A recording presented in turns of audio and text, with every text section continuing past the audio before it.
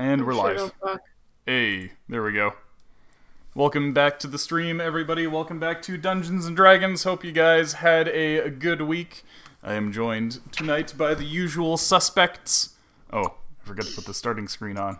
You're not supposed to see the map yet? That's not how this works. There we go. What's that? I said I feel like chat tonight. Okay. I don't usually have chat on because it's kind of it's distracting. Yeah, just have pop-out chat so that you can just copy-paste the word hunt over and over again. Thank you. Hey! Thank you very much, Christine, for that sub. You're like a meatball sub, real gassy. You're like a breath sandwich. Anyway, Harugi, how are you doing?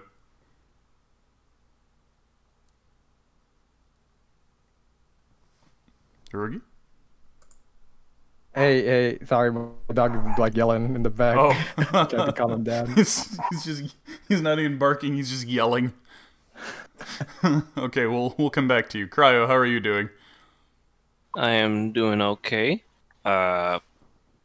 Same usual, same stuff. The only different thing, I guess, is with work, that one guy that keeps causing me problems. He's really screwed up and pissed off, like, all the other leaders. And, yeah. Boop's gonna hit the fan. It's gonna be nice. It's gonna be neat. But the fans are above the greasers. Well, I mean, you're putting that crap into your body anyways. It won't make much of a difference. Deep fried doo-doo. Hey, Missy. Like, let me put it to you this way. A spicy fillet, just the fillet itself, has 1,000 grams of salt. Yeah. And, It's like, nothing for me. the soup is worse. That's Sarah's body weight in salt. Yeah, you thought that you'd think the soup would be a healthier option. No, that's even worse. That's even saltier. Where do you work again? The Cluckers, the flip fillet. Speaking of, Froggo and I came up with with a new chicken. Oh, Oh boy. new chicken drop? New chicken recipe, I guess. Oh, Is it Well, scrambled sort of. like chicken? invented a new animal. No, first we came up with the name because Froggo was playing Minecraft and he was just slapping animals, and and I was like, all right, new dish, slapped chicken. And, Is that when you slap Yeah. chicken so Yeah, hard? I you see cook he's it? still playing Yeah. Minecraft. so basically, I go over to Fizzy and I'm like, so Froggo and I came up with a new with a new dish, slapped chicken, and he was like, I think I have a recipe somewhere for slapped chicken, and he shows me that like car salesman meme, but the dude's like slapping a chicken at 3,000 miles an hour, and he says this chicken is now cooked. Yeah. Yeah, and so I was like, all right, so here's what you do. It's gonna be halfway between like a jerk chicken and a chicken ceviche. You just dunk your hand. You just dunk your hand in a nice spice rub, and then you slap the chicken. I'm trying to eat. You got slapped chicken. Oh my god. Yeah. So, That's pretty good. yeah, Sarah, how are you doing? I'm up and down. Yeah. I had a really nice surprise in the mail earlier this week. Oh yes, that dress. Yeah, I was waiting on a dress and the tracking still says it's in Poland, and I went to check Oh. the mail and I was like, haha, wouldn't it be funny if it showed up with the tracking never have been updated? Wherever the dress goes, I like- actually just becomes Poland sovereign territory. I guess my closet is Poland sovereign territory now. just But I the was actually thinking this, like it sounds like an exaggeration, but I actually thought to myself, like, calm down, you don't have that kind of luck, you don't want to get worked up, and then it Oh. was there, and I was like, what the fuck? I actually, like, positive vibed this into existence for once in my life. Yeah, and then there's just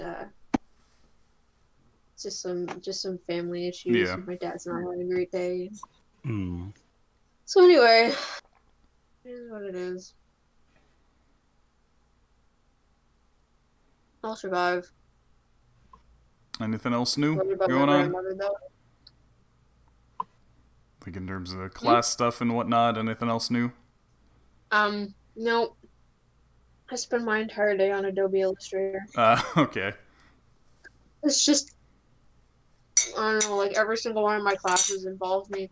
Not even, like I have an Adobe Illustrator class. And then I just have 2 other classes that are easier if I use Adobe Illustrator to do them, so I do it. So that's like all my homework. In first semester, I was like, why the fuck aren't we doing this on the computer? And now this semester, I'm like, all I do is do this on the computer. Anyway. So what kind of cake you eating? It's chocolate with chocolate chips. Oh. I'm sorry, but like you're saying cake eating, and I'm thinking of like my cousin. Oh yeah? He's got a username of just cake eating pie. Oh. For some reason, Italians, in all their Italianness, like to call people who are not Italian munja cakes. Isn't that just kind What of does that like even mean? I guess it means you eat cake for some reason. Eat cake. cake eaters? Oh, Yeah, I thought it was like pound cake or something. Like plain cake. I really don't get it, but I had my Italian peers say to me, "Oh, you don't speak Italian at home? You don't listen to our weird fucking Gino beats? You're a What? muncha cake." And I'm like, "Okay, good. If the alternative is being Italian, I'll take it." Keck. Dear. Yeah, I had tiramisu today. Oh, that's good. Yeah. But you're not allowed. You're a munja cake, not a munja tiramisu. Tiramisu is just coffee cake. Yeah, but So not I can allowed. munja it. That's like not like that's like Italian cake, so it doesn't count. I like You're the postre alt cake. goccio. Yeah. There's a place not super far from where you live, Brandon, that I went to once with, of all things, a bunch of classmates randomly. Yeah. That has like the best oh shit, what's that dessert that's like slightly crunchy with like whipped cream on the inside? Slightly crunchy with whipped cream on the inside? Or like heavy like cream You mean cannolis? cannolis, that's it. Yeah. It had the best fucking cannoli I've ever eaten, and I forgot to Oh. like write down the name of the place. Dude, it was actually like so good. Because usually my problem with cannoli is like the stuff inside is like super thick and heavy, and it just overwhelms it. But like the filling was like really good. Cannolis are really good when you have them like fresh and not like fucking directly out of the fridge. Yeah, it was a Mhm. bakery style place too, so that like definitely helped. A cannoli is basically just the sweet burrito. It's a sweet burrito. Yeah. Speaking of, how are you doing, Christine? Speaking of sweet burritos. I taught 3 classes. I'm gassy. Did you Just- have sweet burrito for lunch? Yeah, I had a burrito. But it was a fat bastard burrito. That was like a joke, but you're like, no, I actually had a burrito. Yeah. Yeah. That's why I segued that. That's pretty funny. Okay. Very good. They're done being stupid now. But yeah, one of my students decided to draw a warlock because I made an assignment where you had to design one of 4 characters. You could choose between a king, a hero, a princess, and a warlock. And everyone is doing the warlock or the king. And I'm like, holy shit, no love for the hero or anything, eh? No, not even the princess? No? Not even some girls being like, oh, cool, you're a princess. They're like passe, I guess. Yeah, I guess. I don't know. You could still do good with a princess. But yeah, so everyone's just like, yeah, I'm gonna do the warlock. Even the girls. And I'm like, holy shit, why is this the chosen thing? And what one girl ended up drawing was she made a t-shirt with a Nike symbol and it says, just curse it. And then she made the horns shaped like a Nike symbol. Oh, hey, And hello. it was really fun. Really know what's up Froggo. some days. Thank you very much for that raid. Like that. Brennan showed me the mushroom play. Yeah. Holy shit, that kid's my new hero. Yeah, he's really good. How's He's it? pretty based. How's it going tonight, Froggo? It is time for Frog. I tell him we're gonna do a design of Myconids, and he fucking puts on a whole Shakespearean play. Like, holy crap, dude. But yeah, hold on. Let me share Nike Warlock. Sorry, Psyche Warlock. It's like the Nike Warlock. Yeah. Yeah, it's got the It's Nike the top horns. brand.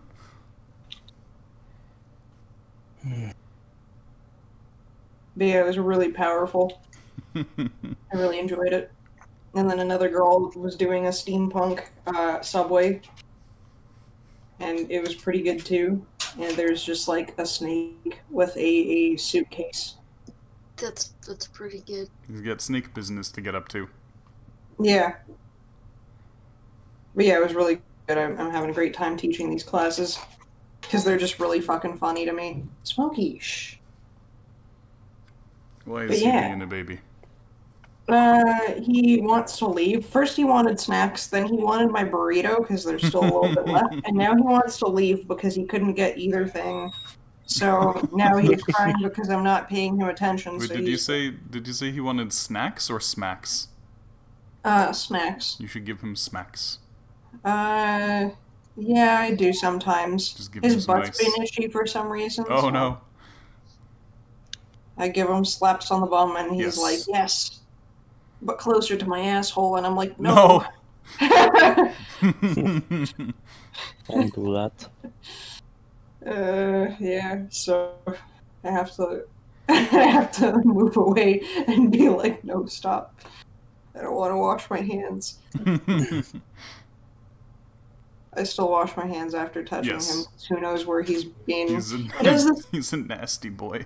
Yeah, he does this thing where, like, when he pees, he arches his back like he's pooing. Because, you know, like, you're supposed to get in, like really nice fucking, Yeah. you know, ballet position, perfect form, or else you just pee on your feet. And he doesn't really care, he just pees on his feet anyways. So, Yeah, my dog has had that issue too. He just constantly peed on his feet. It's like, you ding dong. yeah, like, are you having fun with that? Does that feel nice? Is the texture of wet fur pleasant? He just smiles. He avoids puddles, and he can't fucking miss his feet with his piss. Like, I don't know. Just lift his leg up and see what happens. Like, here, do it. Hey, stop. He's licking my books. He craves knowledge. Yeah. No, he's just rattling them so that he could get my attention. Yeah, he's just looking at me and smiling, but also kind of crying at the same time. Oh, hello, he came up for pets. Good. What a good boy. I'm gonna let him out. Okay. Also, I like the message present on the screen right now.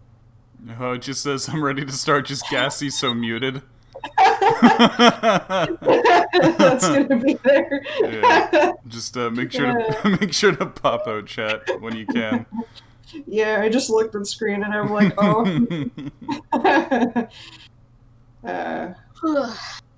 But yeah, okay, BRB. Okay, wonderful. In that case, Arugi, how are you doing tonight? Doing relatively good. Yeah, what's up? Just had food poisoning like last week. That's what Yeah. happened here. So I was blasting out my ass for like a good Oh 3 no! days. Oh no!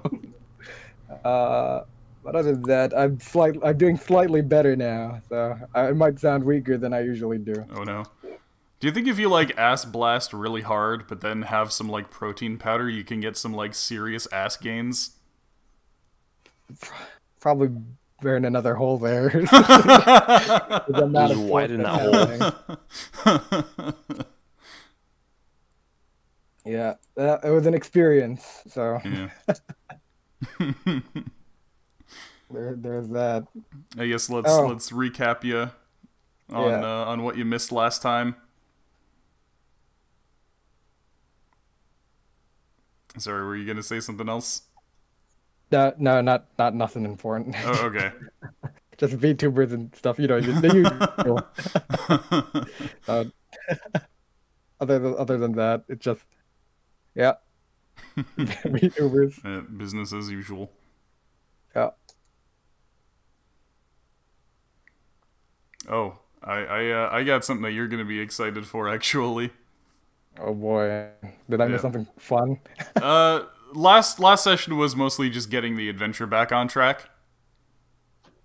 But I was making puzzles this week for stuff for the last few dungeons that you guys gotta do, and I was showing my brother.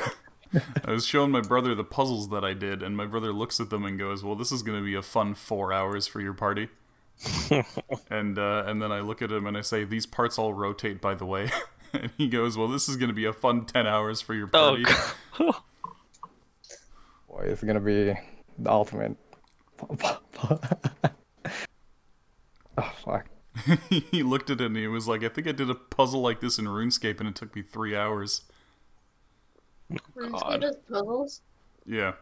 There's like quest scrolls and quests and stuff that let you do like weird Dungeoneering. yeah, dungeon puzzles and stuff. Alright, I should reset then, because I'm like a pro at dungeon. RuneScape dungeoneering. Yeah, so Cryo, Sarah, you wanna help recap what happened on the last session? But we were trying to figure out where to go. We had. What was that, I sir? said we debated about what to do for 2.5 hours and we ended up in the jungle. Yeah, pretty much.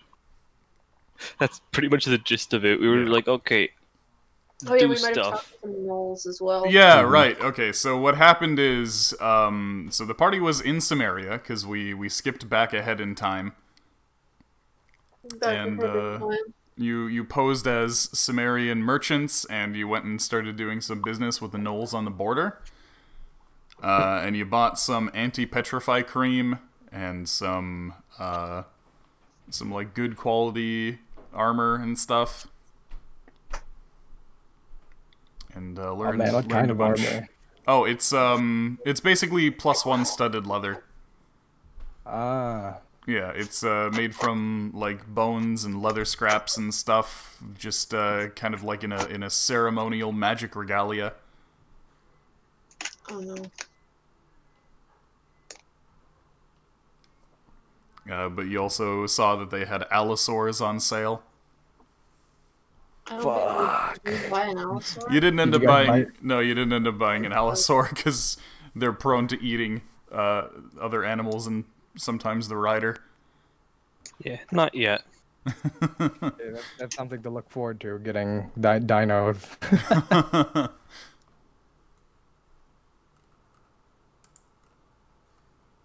We should invent shock collars. I tried to invent hand sanitizer. Oh We've yeah, got alcohol and we've got lube. Yeah. you know, it works. Mm-hmm.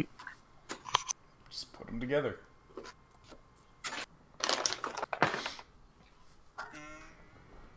I mean, their whole barter system is just more like you trade goods rather than pay. Yeah, and mostly they're after firearms and stuff. Mm-hmm. And talking to them, like there's the what are they called? I forget, something riders. There's the Devil Riders, Okay, which what's are the Devil? ones who currently rule the Knowlish hometown. Mm-hmm. The one in charge, she basically did a duel, but instead of like, doing it normal inside walls fighting, she just sniped the dude with like super weapon. It's like, yeah, I'm in charge now. Okay. You got a couple of other Yeah, groups that are- normally what's supposed to happen in Knowlish society is that if you want your clan to take over, what you do is you war with the other clan until your leader can get close enough to like be in earshot of the enemy leader, and then you yell at them saying, "I challenge you to a wrestling match." And then you like wrestle to the death, and whoever wins is the new leader. Instead, shit, it's- Chief Yuno decided to take a different approach and just sniped the dude from 1,000 yards away. Fuck. Wrestling time. Yeah, and so we were discussing like, well, we want gun on our side because like it's definitely got to be one of those like weapons of Opidus. So we were trying to figure out like how to do like, oh, we could just tell her like, yep, hey, doomsday stuff, or here they're gonna save the world, come join us. But it's like they're against because all the Tenegar, What? just lots of cultists. So it's not gonna really work so easily doing it that way. Oh no, it's just that like every single culture out there everywhere has various apocalypse myths. So it's like, why does your apocalypse have to be the one that's gonna happen? Mm-hmm.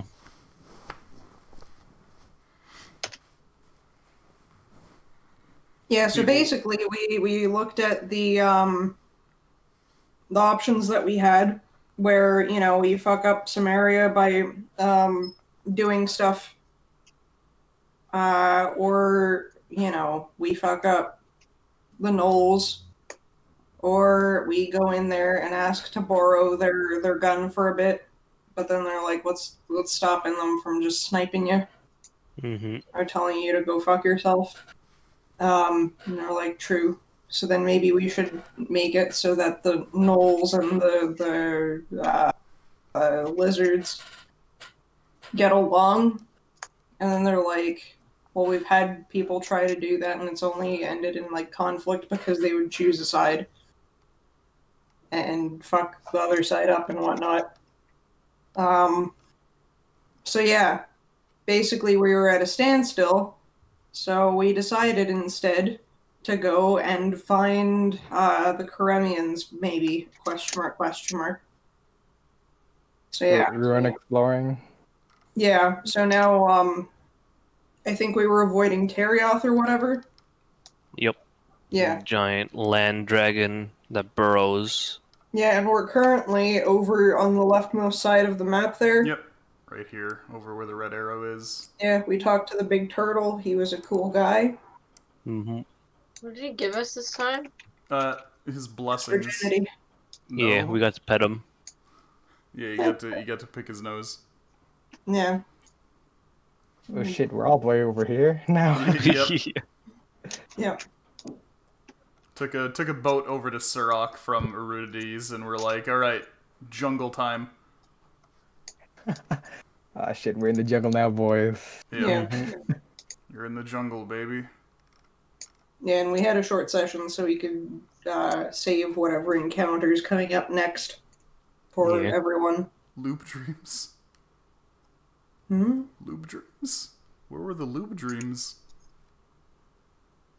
I mean, I always have live dreams. That's fair. I don't remember what loop dreams specifically we had last time. Was that one that was really looby?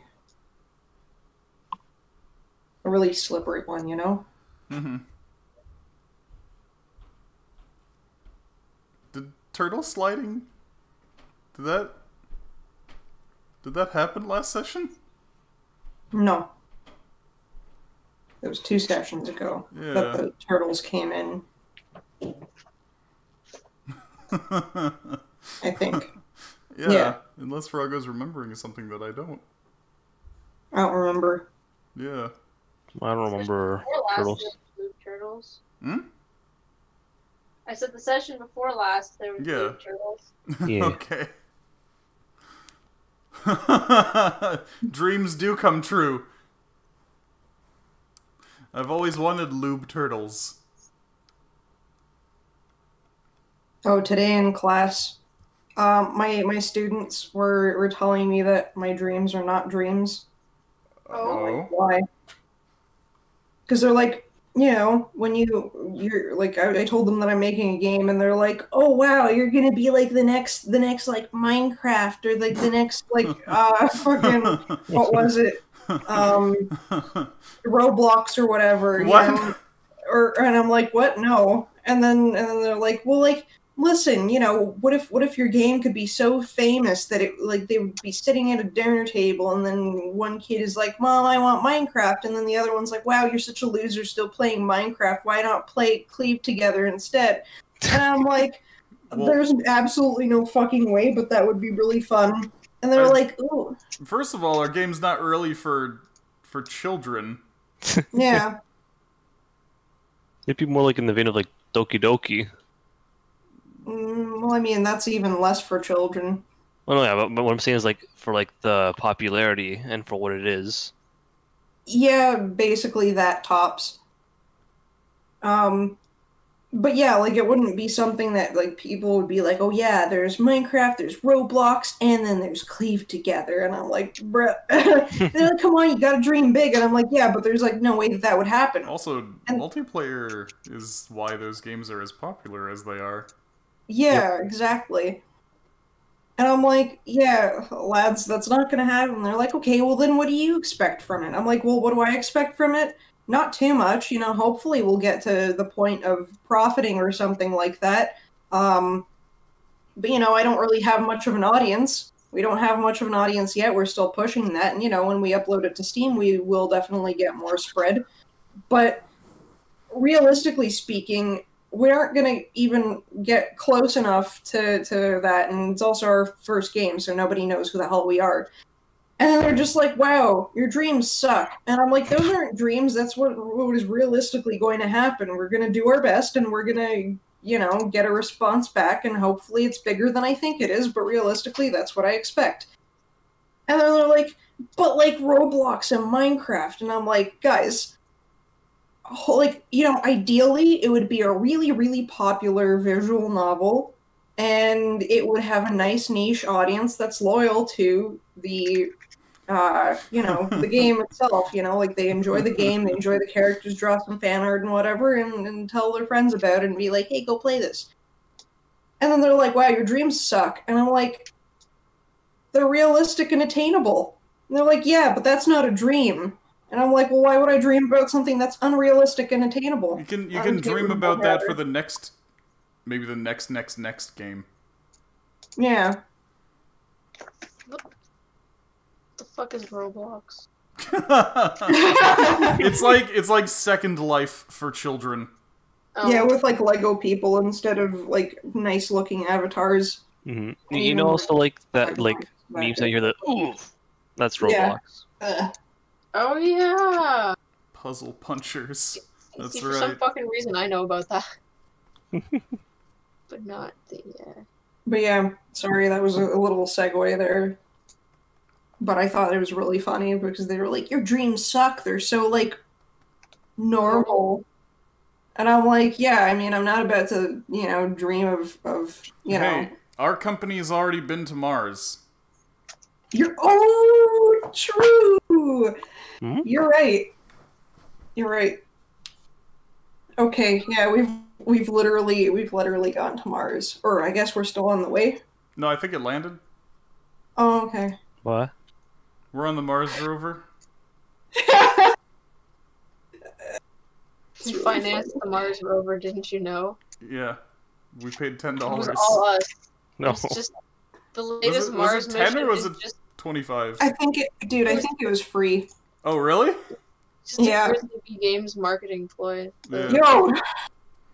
I'll fucking upload it. Hold on. Nice. Oh my god. It's so funny to me. Because technically you're supposed to... What? Okay. Hold on. Let me get the file. Post this here. And bada bing. Bada bing, bada boom. It's so shit posted. That's so funny. Look in the Discord.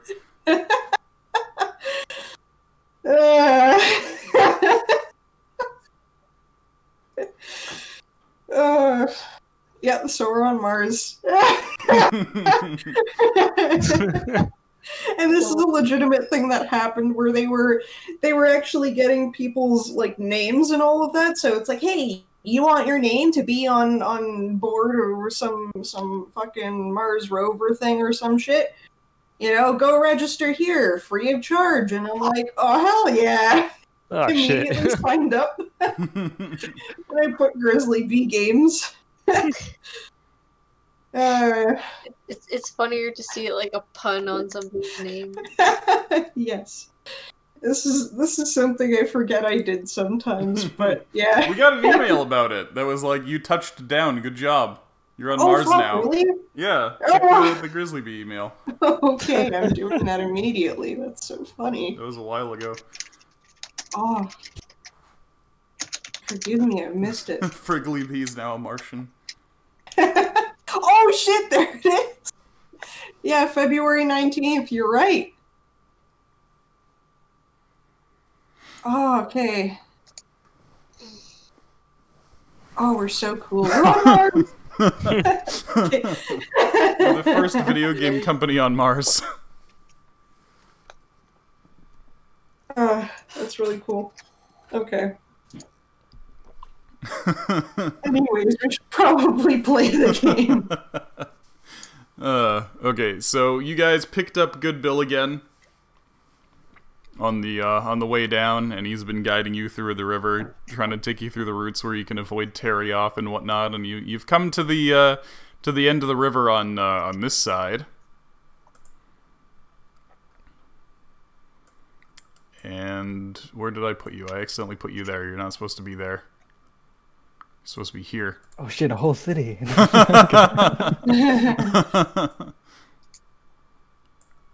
There you are.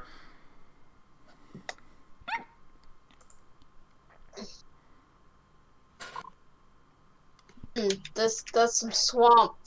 Okay. God, I hate it when my brain gets into like what the mode of whatever program I'm using, and I like do the hotkeys on Roll20 or whatever, and it just fucks up my entire no. browser. Oh. It's pretty good, but I understand. Oh my god, I thought I grouped that. All right. Like whenever I switch between Sprite and Photoshop. Yeah, go on. Yeah. What's up this random line? As you venture into the Copal jungle. Sorry, let me put Good Bill in here. Good Bill. Yep, the goodest Bill. There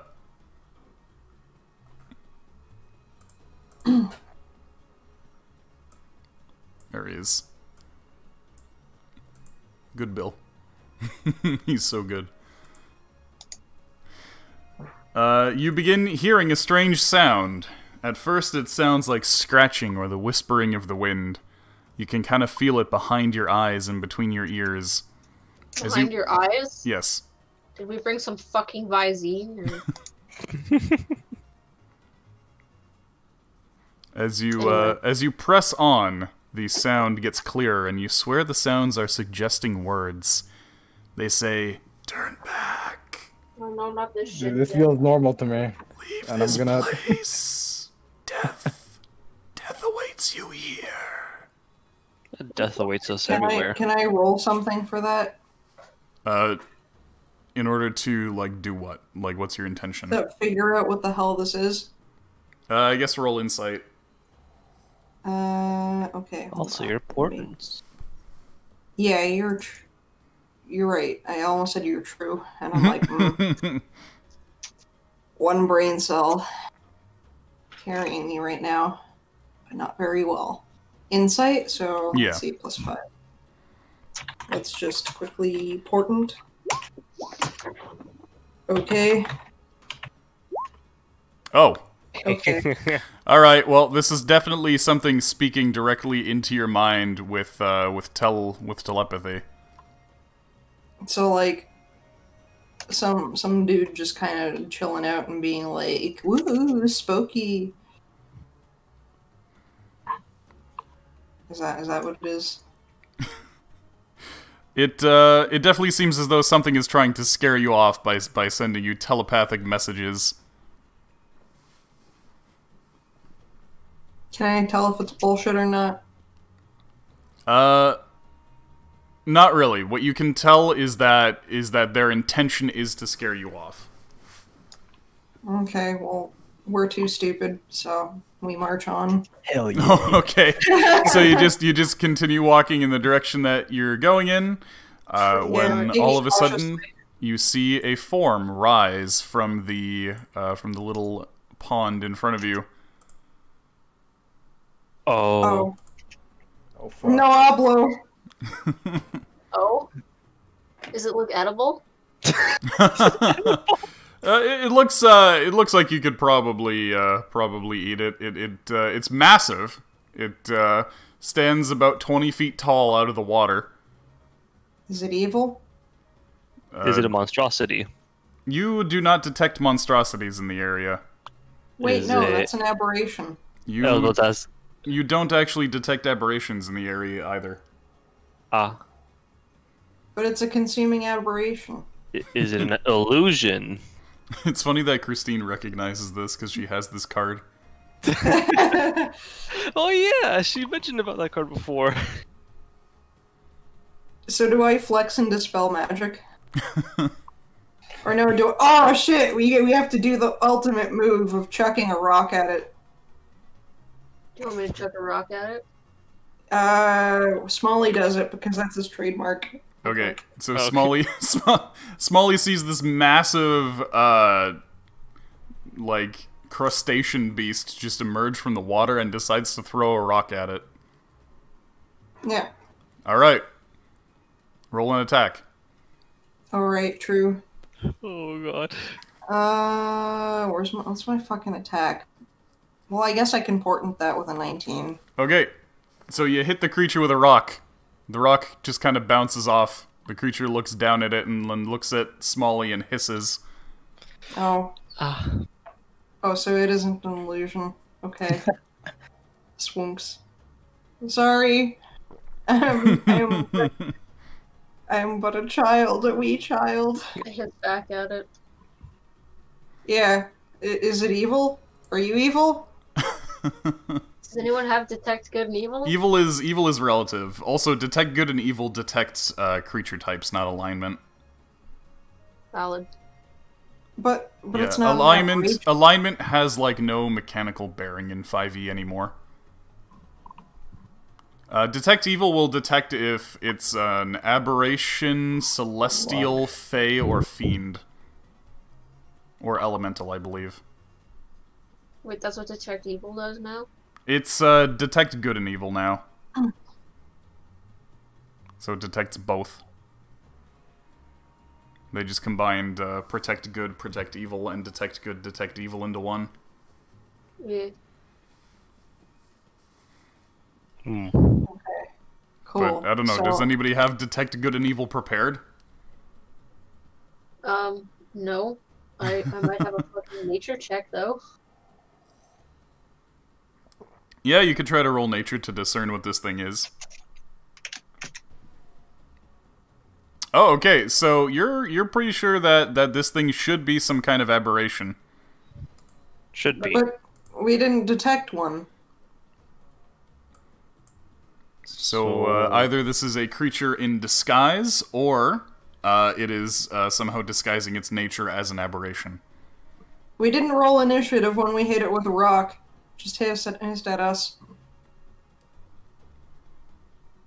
I mean, But I don't. I'm letting you guys get a chance to do things before rolling initiative. I mean, why Oh, are we okay. here? Can we just run away? It's probably just like the whole like turn back. Just look spooky. That's why you should turn back. Do we know if I don't the thing is coming from it? The voices? That you can't tell, since it's a telepathic voice talking like directly into your mind. It doesn't appear to have a source. Okay. Well, let's speak to it. What do you want to say? Hey, you over there. We're calling your bluff. You're not actually an aberration. I Okay. should know. It hunches down in half and hisses, and suddenly its eyes begin glowing. And I'm going to need you guys to all make wisdom saves. Ugh, for Uh-oh. fuck's sakes. Whimsdom. +5. Oh, there's so many things that... Wait, did she post it in here? It's probably trying to scare us, eh? Probably. most likely. I forget what my wisdom bonus is. I think it's +1, but I'm going But yeah, for like every character you got there. Oh, true, right. No, everyone has to do wisdom. Yep. Okay. It's +2 for both of them. Oh no, Smolly's not very wise. That's our bard. +2 for Oh you. no! The donkey Yeah, okay. tail. It's okay, we'll just lift him up by his scruff. And we'll be able to Oh, away. was Loishka? See. Okay, there's Iskra.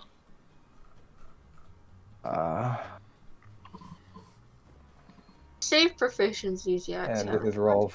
Down. Anyway, so Oh wait, Oh, Oh, Oh, yeah, Pumpkin has wisdom proficiency. +7. Yeah. Alright. I think Yax is +1. Yeah. Yax has oh well, Yax rolls a Okay. 20. Alright, so those who pass the save, Yax, Pumpkin, Wally, and Ardbar. that's Ardborn? our bard got a 14. Yeah? a 3. Oh, Ardeus got- Ardeus got 14. Okay. So Ardeus, Yax, Wally, and Pumpkin all pass the save. The rest of the party, well, all of you see a flash of colored lights emerge from this thing as the geography starts to twist, and everybody except for those 4 just suddenly goes cross-eyed and starts drooling. Oh, we okay. saw this before. Feels like dancing lights. No. No? Dancing Something lights else? is literally just light. Oh, true. I guess it's Dancing in Caesars. conclusion, right? That's Just a stand there cantrip. and drool. That's a Or not cantrip. dancing lights. Fuck. Hold on. It's the other fucking one with the lights or the pattern, the hypnotic pattern. Yes. Wally, Yeah. since you have cast the spell before, you actually recognize this as hypnotic pattern. You're a wizard. A spellcaster like me? The creature reaches behind its back and puts on a wizard hat and says, "Yes, I'm a powerful wizard. Now flee this place lest I eat you all. But why? Because I'm hungry." What business do we have here in the first place? You're looking for the Karemians. Let's just ask this dude if he knows anything about them. Wally scribbles on a piece of paper, and he's just one of those spiky boys, and then something that looks like what's his name? Their name. What? The kid that Chirp? Chirp. There we go. Because I'm pretty like Leaf. I'm pretty sure you named them. Oh, I don't fucking remember this shit. There's too many We had- names. We had to get like a rope and then knot it into like a letter into their weird language I don't know. that we don't understand. We're looking for people that look like these, and then he holds up a piece of paper. It crouches down and looks at it and says, "Why?" We're trying to stop the bling, right? Is that our main mission? Yeah, that is our main mission. But this isn't for the blink. This is for the blank. I mean, Oh, no, we we're here it's looking for information. sure. It's clues. Yeah, towards because they're the blank. ones that supposedly have survived the blink or whatever. Okay. So it looks at you. It says, "Fine. Put your hands up without weapons in them." Okay. And then it splooshes back down into the water. Okay, cool. Are we gonna be standing here like idiots for a while? Are the rest of us still drooling? Just never Yes. comes out. So yeah, the rest of you are still drooling. And then Can we It, just bonk them on the heads? yeah, you can do that. It splooshes back down, and suddenly you see a figure over here who seems to just kind of melt back into reality. Oh, hello. And you hear this this person speak actually with their voice rather than with telepathy. And they say, "What is your purpose here? Why come down here?" We literally just told you. No, you told the thing in the lake. Tell me. Oh, okay. Right, so, you know them four beasts, like Cogni and whatever? Right now we're trying to gather more information about things like the blink so that we could potentially prevent, the... Dude, they don't know anything about that shit. Show them the drawing again. I'm sure that they probably know to some extent if they know the people. But yeah, and we're also looking for these people. We don't know what they're called, but we've called them the Karemians ourselves, so... And how do we know you're telling the truth? How can we trust you? We got these little discs over here, and they have the little animals on them, and yeah, when we toss them into a pool, we see through the eyes of those weird giant beast thingamajigs as well as... Any villain could pick those up. How can I trust your character, exactly?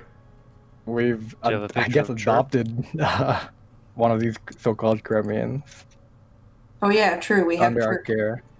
But where's your proof of this? Of any good that you have done? Any... Look into our minds, and you'll see. Did the unicorn give us anything? I got a blessing from Unicorn. Oh, that's true. Logan looks and says, "Do we have anything tangible?" The narwhal horn? Like, Well, no. does that prove that we're good? Yeah. And also, Oh, like, no. don't Was raise that a Rugi? weapons. No, I didn't say anything. Okay, Sarah, what was that? I said, like, proof that we're good. Yeah. We have pumpkin. This is pumpkin. You have a raccoon. We have this giant pearl that was given to us by a big turtle for us. Oh. to Yeah, fight. that's true, yeah. You fed the lake guardian Kuda Kuda. Yeah. Twice. Wow, he's even recognized you as a friend. Fascinating. Okay, you must not be bad people then. Kuda Kuda's judgment is second to none. Alright Yeah. then. What? What exactly do you want of us then? Your business here in the jungle is to find Karemians, yes? Yes. Correct. Are Why you are one you of the Karemians? We should Oh, bring so- you... We should bring you over to Nova Karemios then. Oh. Oh. We'll escort your company. There are secret ways through the jungle where we can avoid attacks from monsters. My name is Chichalika. Hi, Chichalika. What are your Yes. names? I'm Hey, I'm Iskra. Wally. This is Loishka. I'm Wally, and this is Wally, and this is Wizard. But I'm Wally like Wallace, and he's Wally like Walter, and Wizard is not actually a wizard. I'm the wizard, and Wally is a sorcerer. Wizard is a Wizard is Oh. just a lizard. Sorry. Let me do this. And they wave their hand, and the effect of the hypnotic pattern disperses, and the rest of you Oh. come to your senses and stop drooling. Oh, I thought we were already stuck because we got poked awake. Walter's not very happy because he got some drool on the suit that his girlfriend made him. Dumb boy. It's alright, it's Also- self-cleaning. Sorry for hitting the rock. I thought, or hitting the monster with a rock. I thought it was an illusion because we've encountered something like that before. Oh, it is sort of an illusion. Oh, Yes, you can come back up now, and a tiny crab comes out of the pond and waves Oh. at you, I'm sorry for bonking you. and then splooshes back in. Okay. Well, that was adorable. Yeah, so Wally was right. Except Chad did it too hard.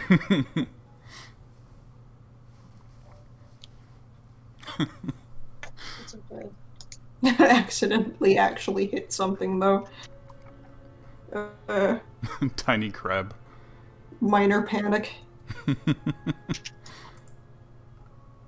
Okay, cool. Let's march. Okay, so Chichalika and their group. Actually, let me show you the rest of their group here.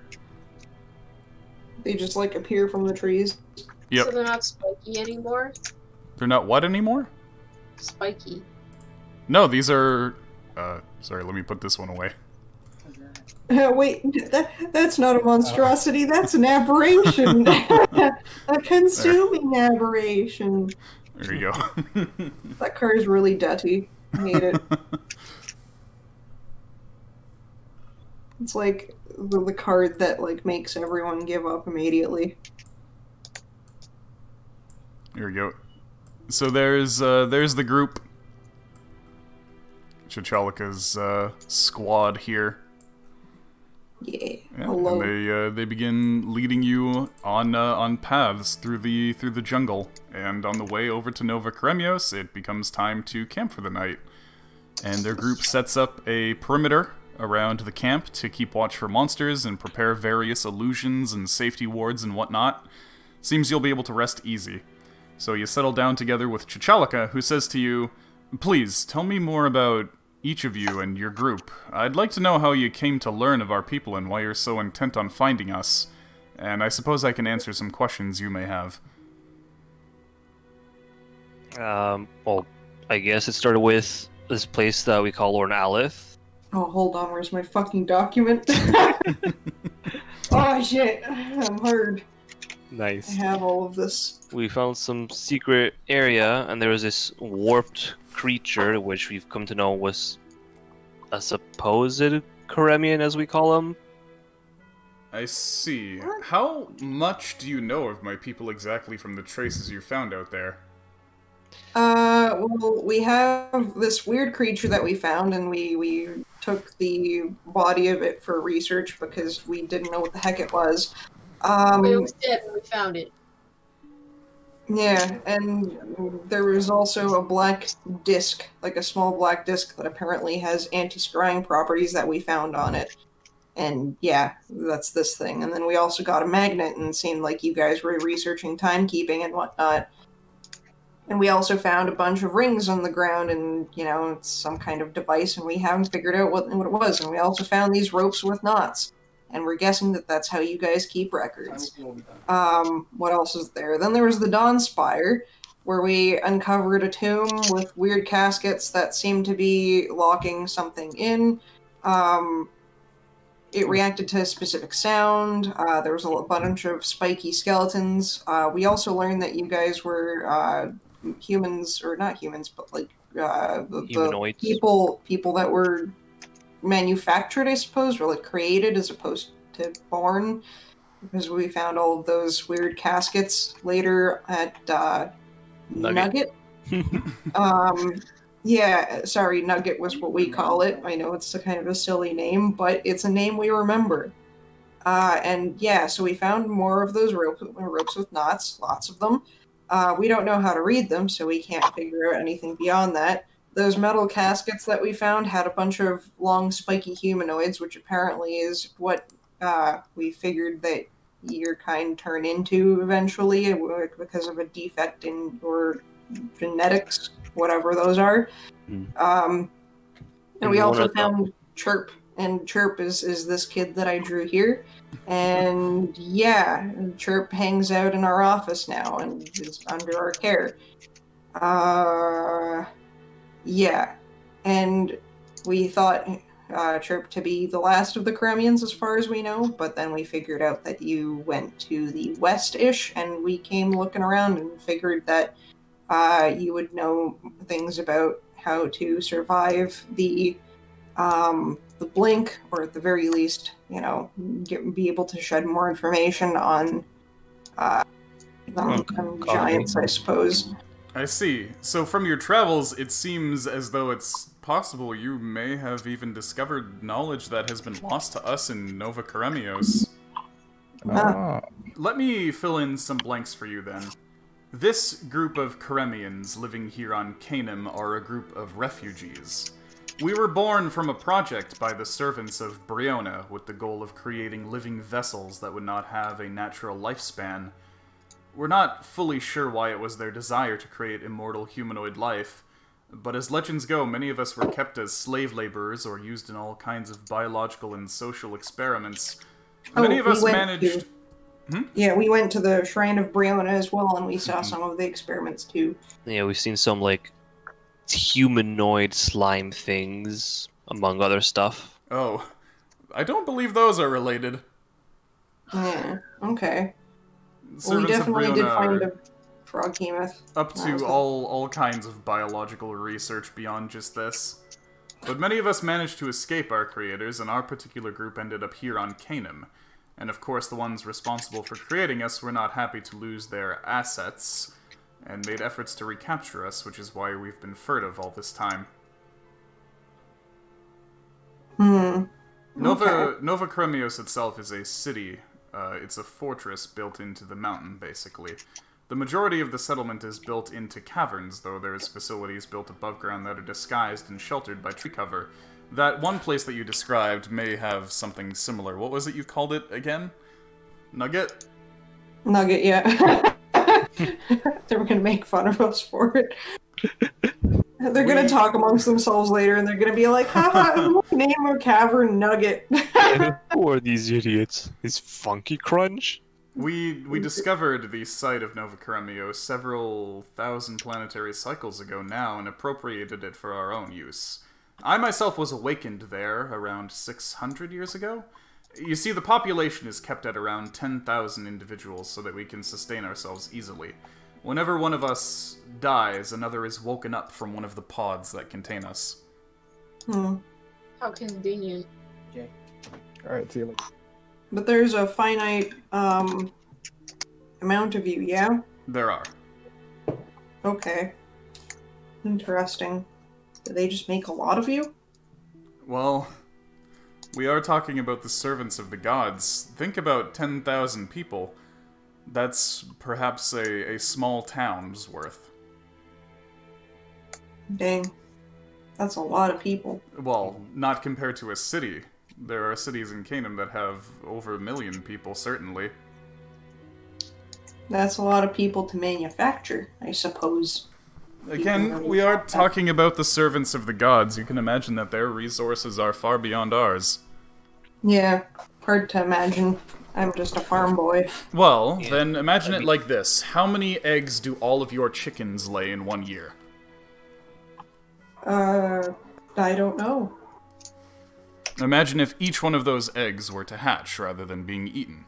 You could certainly see yourself raising 10,000 chickens. True. I like chickens. So to the gods, maybe us individually are no more than chickens. We've also found out about, although it's not much related to Briona, a lot about, like, different, God damn, now I forgot the word. Holy crap. Amputation, not amputation. Mutations? No? No, Okay. not why can't I remember? Prosthetics.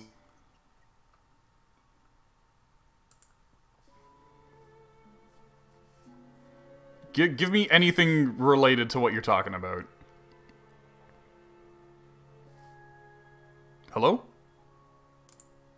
Ah, crap, my internet. Lovely. Oh, the internet's off.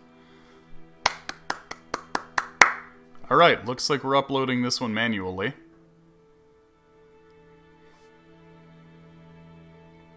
Yeah, my Wi-Fi turned off. That's cool. Alright, well... Looks like it's just you and me, VOD. Hello there, YouTube. How are all you guys doing? I'm gonna have a sip of my tea here. I'm drinking Earl Grey right now. Twinings Earl Grey tea. I know how long it's gonna be for my internet to come back. Usually it takes like a couple minutes, but that's really unfortunate.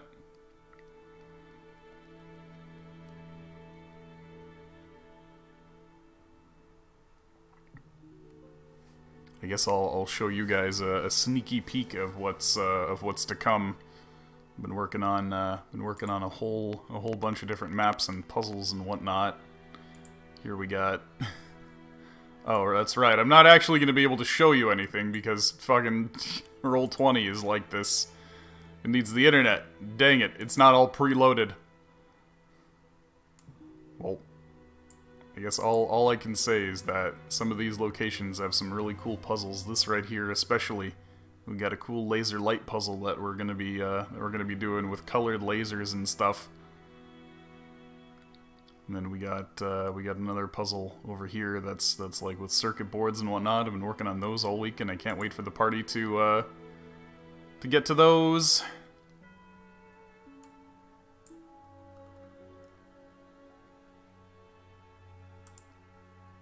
Come on, back internet. Alright, connected, secured. We're on the right track. We're on the right track here. At least the Dark Souls music is still playing, the Firelink Shrine. Let me just do a troubleshoot here. But yeah, why is it that your Wi-Fi can just decide to turn off? Seems kind of bad, doesn't it? What if I was having an emergency? Fucking Bell. Consider this an anti-endorsement for Bell. If you have the option to choose Bell Internet or any other internet, choose any other internet. Oh, okay. Looks like we're coming. Oh, hi. Hi. Hello again. My Wi-Fi turned off. Oh, it just turned off. Okay. Right? It just Microwave. it just straight turned off. Oh, okay. Are you live again? No. No. OBS Okay. is attempting to reconnect. Okay. Arugi went to get water. Yeah. I'm just gonna hit the stop stream button and start stream again.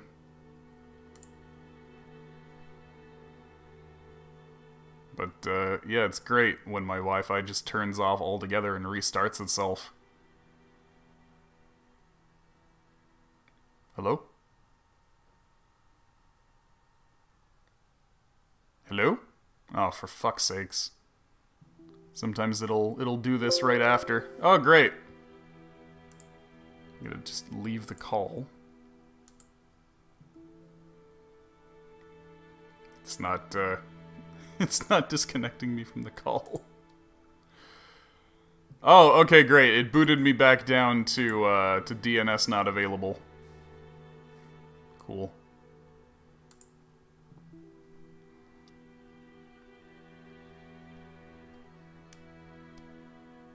It's gonna be another second, I guess. Likes doing that. Come on. Wakey wakey. There we go. Sorry, it likes to do a little tiny second disconnect after it does it the first time. But we should be back now. I'm gonna hit the go live button again. Alright. Okay, I've hit the go live button. We should be outputting. I've noticed this this mostly wants to happen on D&D night for some reason. Like, I'll be streaming a lot of other games and it'll be perfect, but then on D&D night it's like, you know, it'd be really funny if I just decided to cut out right here, right in the middle of me asking about prosthetics. Oh. They did hear you, Cryo. Did he not hear? Alright, looks like we're back. I'm not sure. So Cryo was saying something about prosthetics and I don't know what it was, I think. Cryo. Bulp. Maurizio. That's okay. He'll be back eventually, I guess. But there goes the exposition. Were you still talking? Well, Yeah, well, I heard Cryos, like, muttering something about amputations, and I was like, you mean prosthetics? alright. Yeah, Okay. that's about where everyone stopped. I guess everyone at once said, "You mean prosthetics?" And yeah. And, yeah, so I didn't get an answer to that. I said, do you mean prosthetics? And then just silence, and I was like, hello? Yeah, we talked for a little bit, and then we realized that you hadn't like chimed in for a bit, even though like there were like little prompts like, yeah, we asked a question, and you know, sort of like ... And it's like, oh, we lost them. And then I saw chat going, oh no. Pain in my ass. It's funny, yeah, I told you that we fought the microwave and suddenly stream went out. Yeah, I saw that. It's pretty fucking good though. Very conveniently timed always. Yeah. It's either the microwave or internet issues. Speaking of, I gotta reconnect the bot now. Mm. Oh no, Missy won't be able to hunt. Connect. Bot successfully connected. Streamer connect. Streamer successfully connected. You can hunt now. Oh.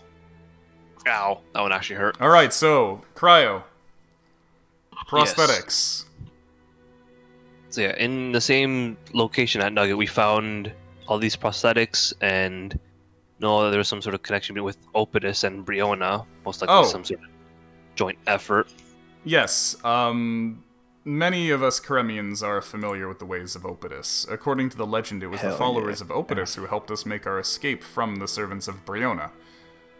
There was a time when many Karemians were followers of Opidus after our escape. However, that group came under attack after helping develop powerful technology that rivaled that of the servants of the gods.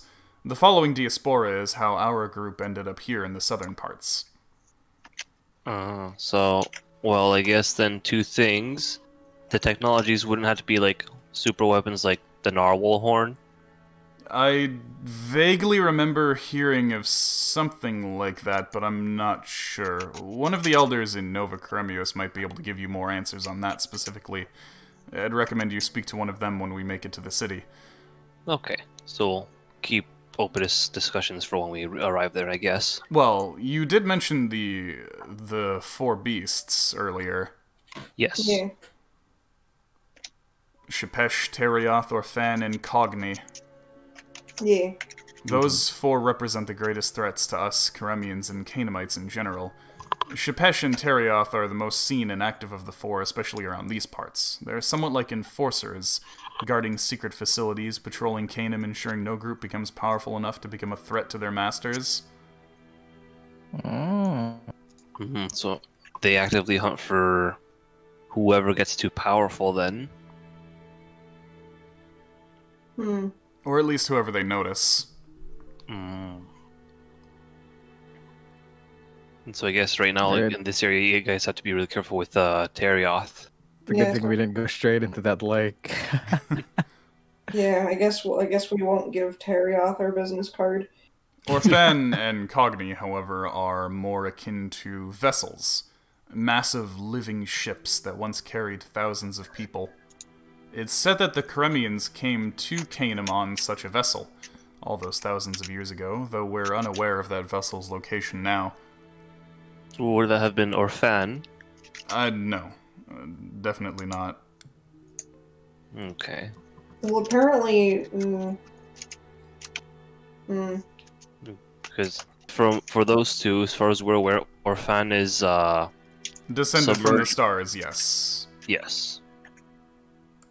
And they're just creating mutations of all these freaky monsters or things. We have not been in that area yet. We just know a general idea of where it is. Oh no, Harugi's turning into a freaky monster. Sorry. That's a really good cough. My bad. Oh. Oh.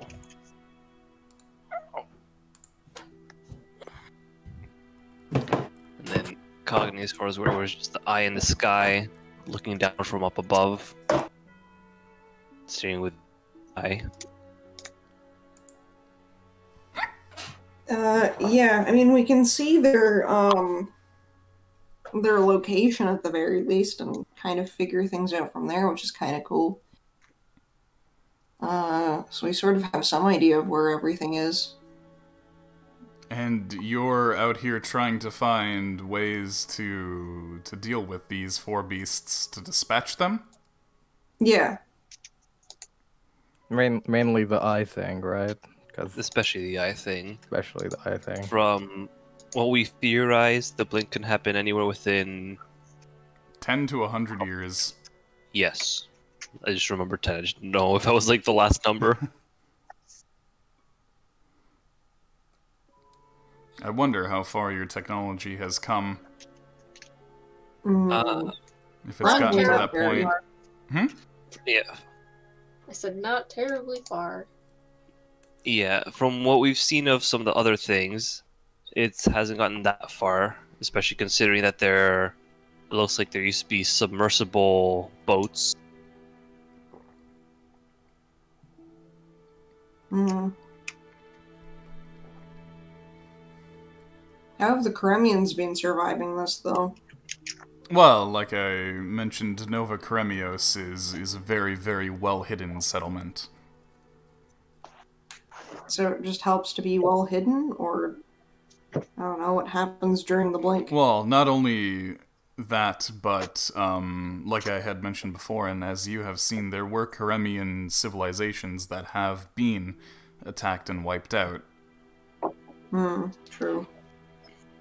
I'm not fully sure if we are the last, but we are the only Karemians that we are aware of. Okay. But what happens during the blink? That is not something I'm particularly knowledgeable of. I was not around for the last one. Okay. As I mentioned, I was only woken up within the past 600 years or so. Is there anyone... Yes, there are likely folk at Nova Kremios who could tell you more about such things. Cool.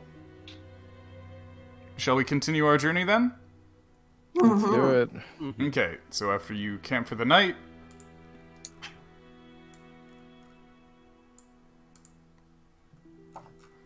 Chichalika and their group take you through a secret path through the jungle where you are able to avoid monsters and whatnot. And they take you over to this lake down here.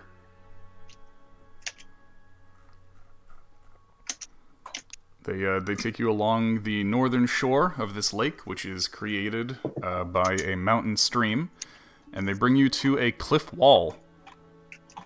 At the cliff wall, they utter a passphrase which reveals an entrance to the city.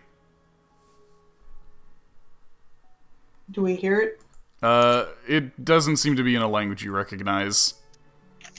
It also has a strange reverb on it. Oh. Right, now let's see if this loads. Yeah, it seems to have loaded. Okay, Yeah. I've actually got to refresh because my internet cut out.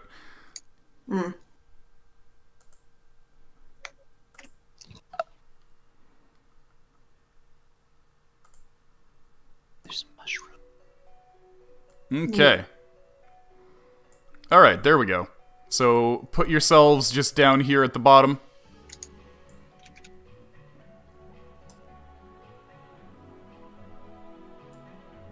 Is this a wall that we're... Yeah, that's a wall. Like, right here is the door, near the mushrooms. Oh, okay. But So, the construction of Nova Kremios reminds you both of some of the ruins, such as Lorne Aleph and Nugget, as well as the construction of places like Greatheart and Samaria. The place is lit up with electrical lights, similar to those that you've seen in the other interior mountain settlements. And very few of the areas in the city actually seem to be exposed to sunlight, and those that do, if you look up, you can see that there are tree canopies above disguising the openings. Oh. Chichalka says Great. to you, I imagine it'll be very easy for you to get lost in this city, so I'll be your guide.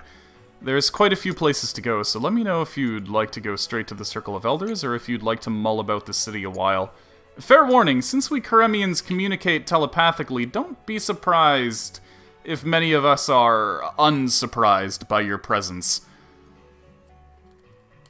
I'll think Okay. a really, really hard greeting and be like, whoa, hello. Why don't we speak to the elders first? Yeah, I think... yeah. Because it's not like a regular town that we're going to, so faffing around Well, Probably, there's things to faff around with. probably after we deal with the elders. Aside from Riddle with the elder. aside from the circle of elders, there's the eatery, the library, the gallery of innovations, Ooh. and these farms here. Cool. I think it's like courtesy or like just not to be disrespectful. We should check with Yeah. the leaders. first. Okay. Alright. So they are over there in the middle. It's not like the leaders were waiting for us. Well, I mean, if we're coming in a hidden town, just without seeing the leaders first would be kind of disrespectful in a kind of weird way. Yeah, I kind of agree with that because just like Yeah. we're being invited to like you said, like hidden town. We have like business. Business. This is not like your standard fare of a town, so Business. Business. business.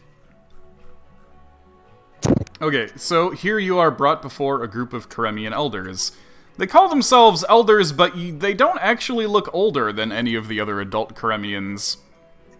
Which makes sense since Karemians don't age past a certain point. But yeah, you can ask them what... Oh, hello. Hello, Wiz. You can ask them what questions you may have. They ask you to Hello. introduce your group first. We're the Funky Crunch.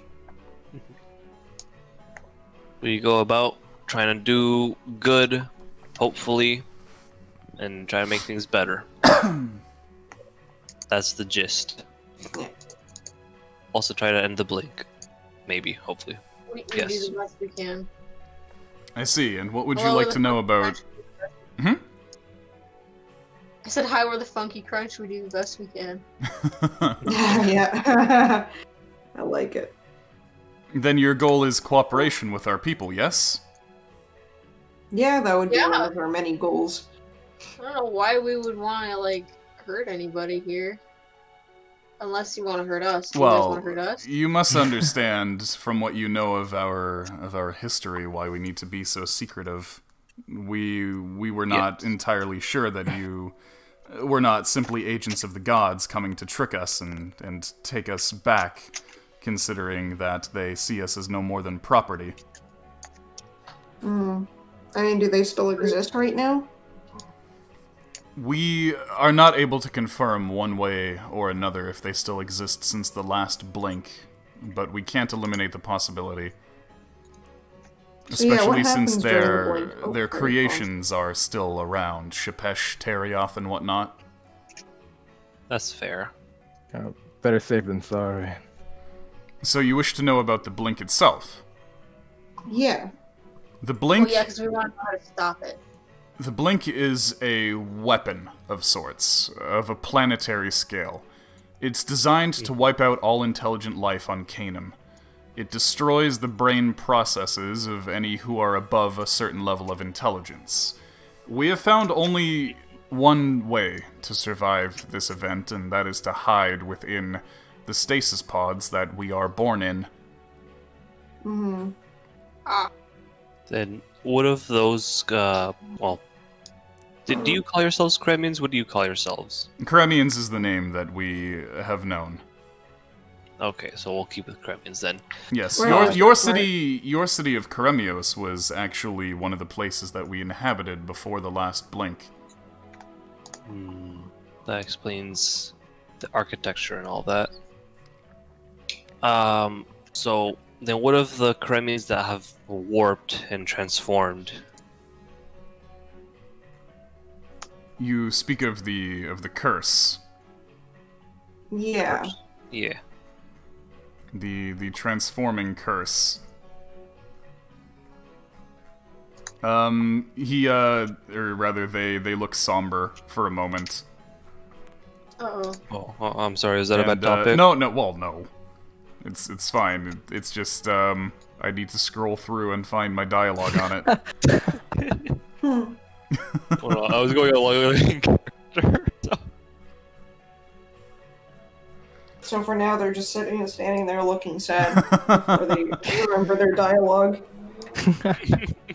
Right, so one of them places something on the table that you recognize as one of the mirror masks.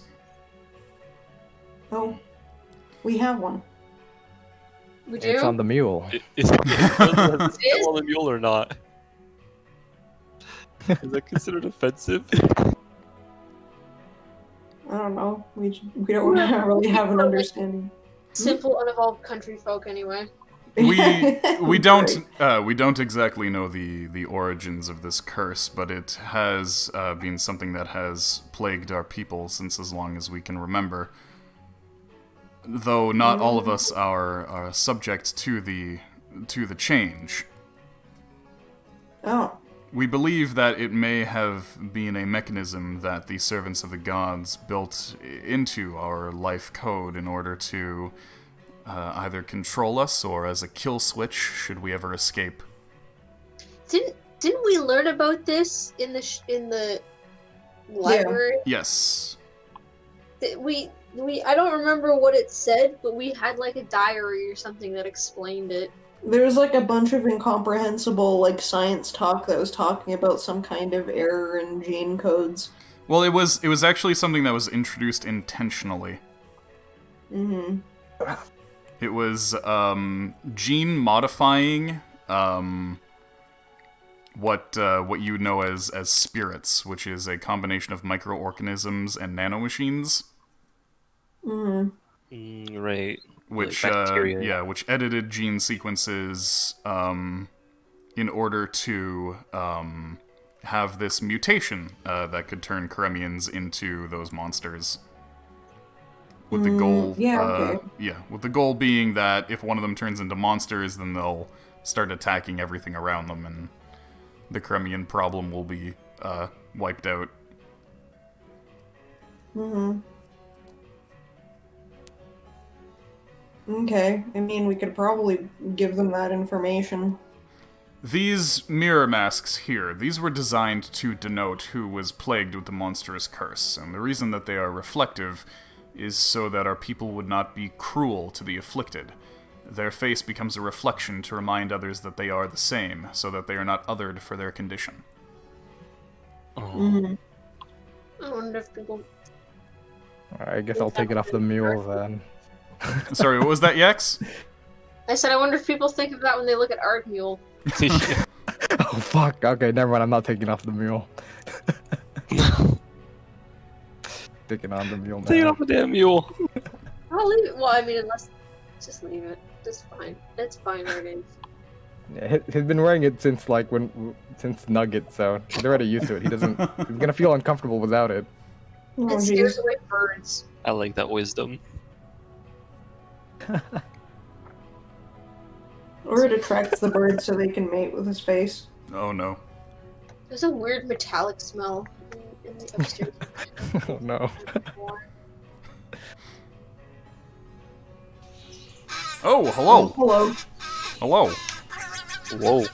Welcome, Raiders. How is it going, Sass? How you doing tonight? Hello, How are things going? How was the Borderlands? Hi, Silly. How's it going there? Welcome to D&D. Welcome into D&D. We just reached the secret town of the Karemians, and we're getting all of the info dumps tonight. Thank you for that, Subsass. Hey. Look at that dance. Look at that Palamoot dancing. Woo. Hey, Gemini God, how's it going? Oh no, and then Jimby. Jimby just messes up everybody immediately. Yeah, how are you guys? Welcome in. So, what other questions do you have for the Circle of Elders here? Do you know anything about how we could destroy Cogni? We once worked with the servants of Opidus to build unique weapons that would have the power to combat the technology of the other gods. These weapons were known as the Gravamen, as they represented our grudge, our conflict against the servants of the gods. They Like were this thing? Like what thing? Like cock the narwhal's heart. Oh, that would seem to be part of one, possibly. The weapons that we are talking about were living external bodies, wrought from biomechanical science that were controlled by Karemians who interfaced with them. Oh shit! yes. We're gonna be Power Narwhal. Rangers. We're gonna be Power Rangers, guys. We're all gonna get a like. Yax has the arm lance. And then Someone's there's a gonna get Hyrax too. the leg, Yeah. the leg Where cannon or do we something. find these things? What happened to them? Well, these weapons were ultimately lost during the Diaspora. The Gravemen and their souls scattered across Canaan. Soul? The soul is what we would call the Karemian who, I suppose your word for it would be piloted? Operated? The weapon? Oh no, are these the fucking guardian beasts from Breath of the Wild? Oh See, shit! Power Rangers time, fellas. No, Yeah. shit. We did say kind of like the whole, like, Hey, thank you very much for that follow, Gemini God. Also, congratulations on being my second 500th follower. What? second 500? Yes, Yeah. that in the corner. That's actually my face cam. Can't confirm. A Hyrax Zord. Alright, sorry. Say that again. So, you lost the souls? Yeah, so the Karemians that piloted them. Mm-hmm. Okay, but you have to be a Karemian to pilot them? I suppose not necessarily. If they were to rebuilt, you could design them to interface with other people. The Kremians were the original pilots for them because of our telepathic abilities. That's fair. Okay, well, give us all the information you can. And we'll see if we can pick them up. Okay, well, so going along the lines. Oh, you mentioned that you had those discs, correct? Yeah, Yes. here they are. And we put them Well, all on the that's probably table. what led us to this thing. Then that would... Our wall again. Yes, that seems to be all you need in order to find them. Wait, Show so you the why would location. Yeah, I think we already know where the rest most of of it. it. Sorry, what was that? Then why was there just this? Like, what happened to the rest of it? Well, it's been many, many years. Decomposition and all that. I guess biomechanical. Kind of awkward to talk about this, but I've had a vision with Yax and Pumpkin here. What? Pretty sure Aloysius was there too. Yeah, About a narwhal fighting Shapesh and impaling it, and them both dying. I see. That is so specific, and it was shared among all of you. That must have been some kind of message. Perhaps a telepathically sent message. Yes. Maybe. Also, yeah, this is Corridors of Time from Chrono Trigger playing. It was a good game. Well, I mean, if the narwhal thing that I guess is now broken down, that this fucking device came from, or maybe it means that it's not broken down and we can still use it. So then, you plan on reviving the Gravemen? Would be nice. Sounds like the best way to go about it. Also, did one of them have like a big fucking cannon on it? Cannon?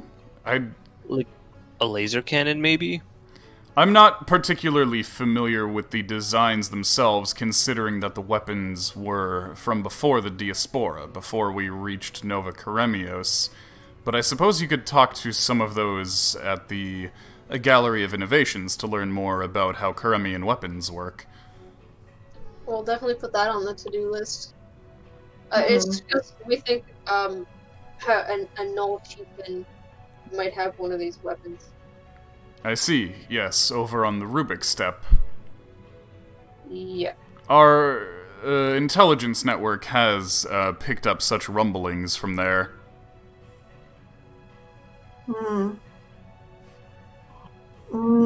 I guess we were also thinking, so we don't have any proper, like, tangible proof that any of this is happening.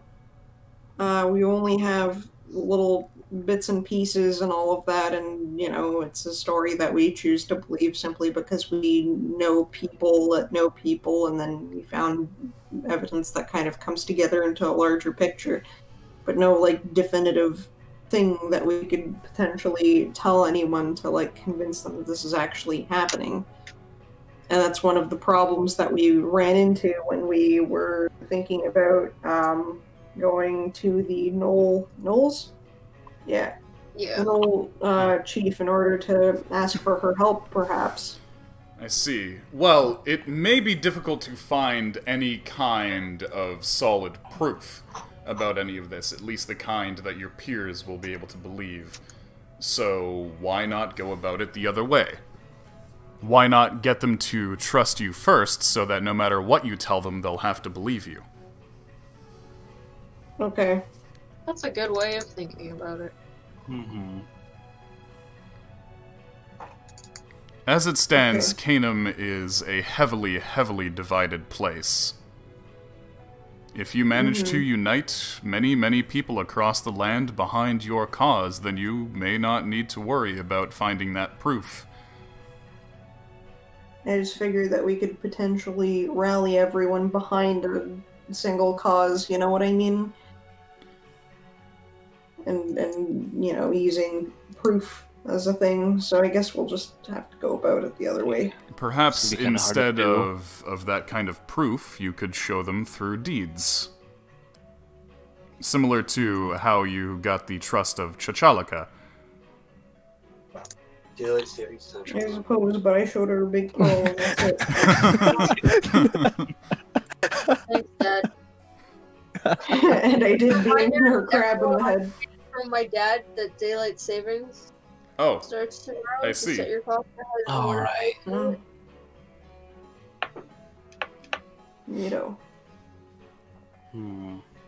it's gonna be hard with what's going on with some of the different races and how they're treating each other, even the same races. What is something that unites the people of Canaan across every spectrum, no matter how much wealth they have or where in Canaan they live?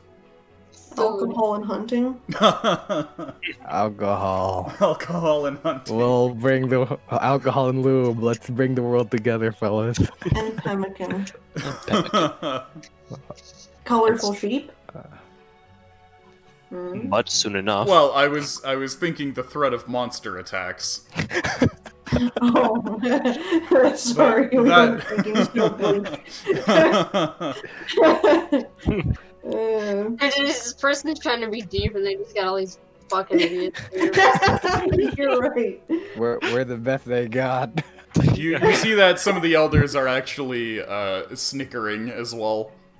At this point, somebody like, "Oh God." Hey, man. No, they actually seem to be having a pretty good time. Okay. Okay. We hand out some flyers, and it's like, well, this is what we're currently doing, and probably why our brain keeps going in that direction. One of them looks at you and says, "Oh, who drew this?" Oh, that would be me. Wow, you're quite an artist, aren't you? Thank you. I drew the stripper myself.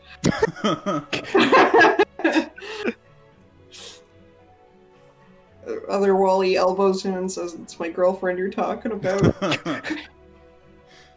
Oh shit. This is quite fascinating to me. You must know that Kermians are not a gendered species.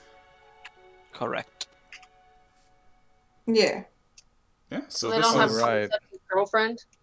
Yeah, they don't have a because they don't they're not able to reproduce since they're manufactured.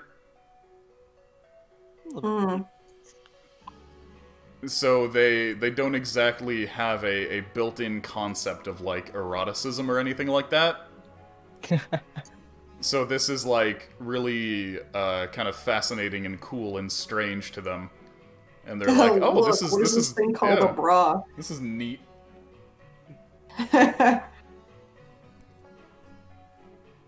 What is this booba? Ah shit. Let's bring them the booba. Oh no. Yeah, Let's culture Kermians them. don't have those. Time to culture them, guys. I too do not have a booba. Oh, I do though. Uh, Hands off the merchandise though, no touchy. okay, that's alright. I wasn't looking. No, Jimby again. Jimby, no. Oh, Jimmy, why? why does it take away my color if I do? But I guess since we're on the topic of Karamians themselves, we have encountered one that is in good health. Oh? We have taken to call her Chirp, or at least, or call them Chirp. Yeah. At least because that's I can't remember if that's what they told us to call them. No, Or if that's I just think what- I think you just named them. Yeah, we named them. Yeah, so we've just taken to call them Chirp, and we have someone working with them because they're also telepathic, and getting to learn from them, and us teaching them as well. This is Yeah. incredibly unexpected. We didn't think to find other Karemians out there. Even just one individual, and a child no less. It would probably be very, very dangerous for you to bring them here, and we're not even sure they would want that, but we would like to send them a message. Well, I mean, we can bring someone if you want. Do you want to like send someone to like come? Yeah, We'll- I mean, we're We'll need pretty. we'll need time to discuss this and think about what we want to do about this. Yeah, that's fair. So we could maybe Yeah. arrange to like leave a sending stone or something here, and you can keep in contact that way, although very limited. Can we potentially use something that Sample had, like the Yeah, little thing? I was about to ask, so what about Yeah. Sample if they know about him? Oh! Yes, actually, though you'd probably find better information over in the Gallery of Innovations. Mm-hmm. I figured. We will check that later. He seems like an innovative guy. We are Also familiar with a group who went by the name of Sample. Oh, A group? Yeah, because I guess it's probably him and his simulacrum. True. I mean, he is like the last simulacrum, not the real one. Yeah, and then he's got a whole fucking harem. So, These are, of Interesting. course, historical records. This is nothing particularly recent, again, before the diaspora. Well, we've actually met what I guess you could be called the last Sample, and we are in good standing with him. There is a Sample, lot the more last going on necromancer. in Canaan than we expected. We've had a lot of good luck and happenstance happen. yeah, we wouldn't mind being your bridge to Canaan, I suppose, in the sense that we wouldn't mind providing information, transferring it back and forth as you need it. I see. I assume you don't want your information leaked out, so it probably would just stick to us mainly, though. Not until... Well, for one, we need to know that, one, we can rely on your group, another, that we can trust you, and for another, that we will be safe from these servants of the gods. That is all true and fair. Yeah, I guess you probably wouldn't want too much foot traffic coming by this area. you were once sheltered by, or guided by Brothers of Opidus, right? Yes, our people before the diaspora once worked very closely with them. I wouldn't say we were sheltered with Oh, them, no. more like colleagues. Alright. We did build the weapons of Opidus together. Ah. Okay. Yeah, we have 2 members of Opidus here. Oh yeah, two. There's two. Yeah, That's because I don't see Brother him on Beef. screen right now. Yeah, Brother Beef and Brother Booze. Sorry, let me spawn some beef. Mo- Yes. Along those lines, we've been trying to find any other lost branches of the Brothers of Opidus. Trying to Well, see if there's any other. I believe we may have some old artifacts of Opidus. Oh, We will That'd be provide close. you. One moment. Let me get somebody to retrieve them. The meat force. Yes. We have some, albeit incomplete, schematics. These are schematics that were once used to craft the Gravamen themselves. Oh. If you can make progress in recreating these weapons, then perhaps we will once again be able to make contact with the Brothers of Opidus and perhaps other peoples around Canaan. Though it's... We have... Hmm? I was going to say, we have come across some other schematics, but we couldn't really get a good look at it.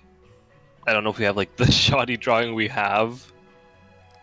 Yeah, I don't know. Perhaps there's like copies of it elsewhere, right? So Yeah. I don't know, we can exchange. Well, Let's in the see. meantime, these should at least help you. Though for now, if you wish to make some more headway in recreating the Gravamen, we believe that there is a specimen that still exists somewhere in the Kopal jungle. Okay. This, Tell us anything. this Gravamen was codenamed Pendragon. It is modeled after a flying dragon. When the last blink occurred, the thing's mind was destroyed, though its body seems to live on, and now it haunts the jungle as a grim specter. If you were to secure this body, then it would go a long way towards researching the renaissance of the Gravamen, and returning its soul to Nova Keremios would prove to us that you are allies. Okay. Okay. So we'll Good definitely have done. a list to do. Okay. Was so that find Sarah? Pendragon. I said done. Okay. Yeah. Sounds good. Is there any bit of information you could have on the Pendragon? Yes, it not only does it attack at night, but it actually seems to have what to call them. I suppose the equivalent would be minions in your language. Though that is not fully accurate. More like thralls that it has connected with telepathically. It, similar to Orphan, has managed to twist some of the wildlife around it. Okay. So how would we go about securing the thing? Because I don't imagine that we'd want to damage it and beat it up, right? I fear there may be no other choice but to do that. So basically break it and then rebuild it? As it stands, the thing is not exactly in its original state. It's already broken. Yes, Okay. it is unknown to us exactly how it is maintaining animation, though the thing is certainly quite insane. Could it be Okay. possible Alright. that the spirit itself might have warped? They've undergone the curse, and with that, like, affected the biological components? Perhaps a combination of that and the blink, yes.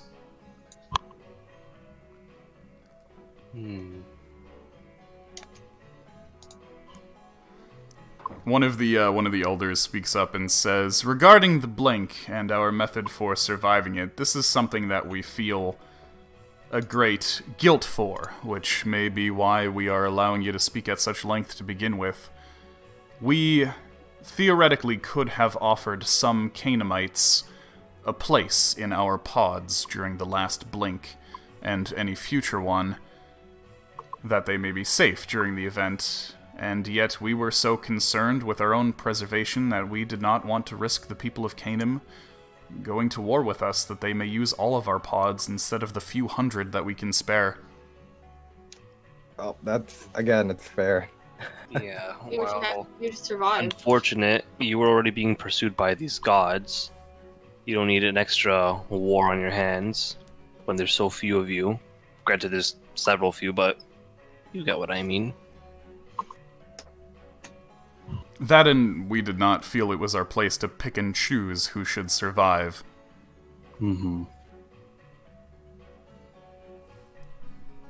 Is there any indicator? Do you know how, when the blink happens, or and know exactly when to hide into one of these pods? Like, is there like a warning or any sort? There was a tale. They say that the first indicator is that the sky changed color, and that day and night Words ceased on to be separate things. Oh. Oh. Well, that's spooky. Did it become like I guess it was like bright and dark at the same time. I don't understand. It became mid-light throughout the day. Mm. Did it happen in one day, or was it like a span of a couple, and then it suddenly happened like that? Or It was a protracted period. Less What than a are- year, more than a month. Okay. okay. What are some of the other indicators? That was it. Oh. Okay. Mm-hmm. Okay. And then I guess from when that starts happening, how long after until the blink? Like I said, it was a protracted period, more than a month, less than a year. Hard to say Yeah. exactly. Okay. I assume you just, as soon as you notice, you'd all head to the pods.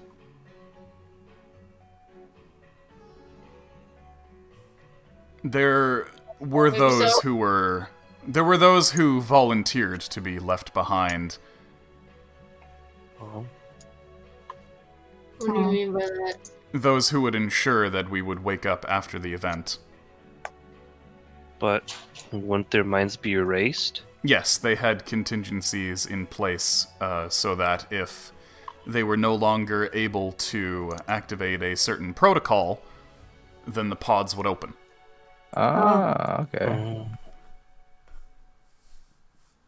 We came across that, didn't we? With the whistles? Well, I mean, they probably have some sort of sound to make them open, right? Whistles? Sound? So we came across, the first time we ever came across one of these pods, we thought of it as a sarcophagi, and we could not open it at all. It was in this giant pillar of a building.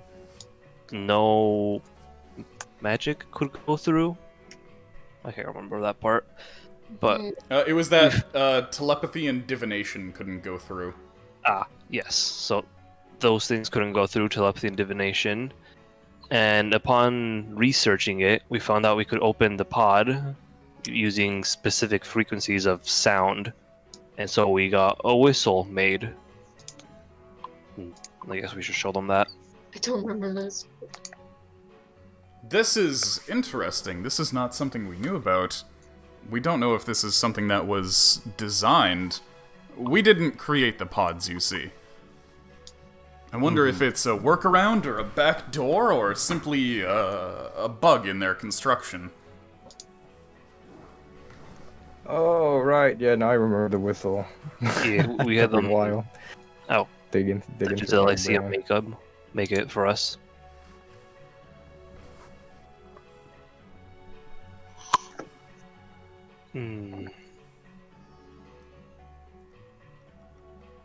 What else is there?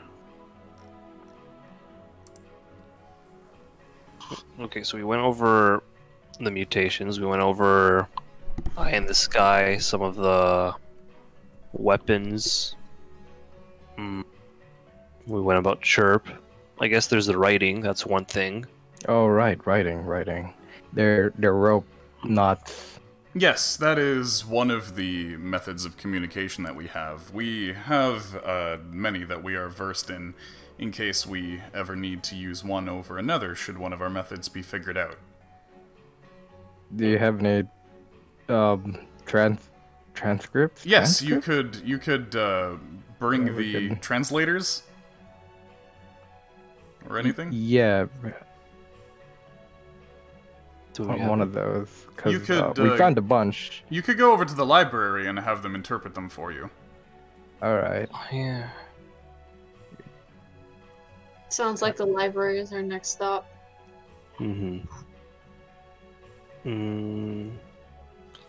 I guess there's also the things about the whole prosthetics, since like we talked a bit about Opidus. What was the need for the prosthetics?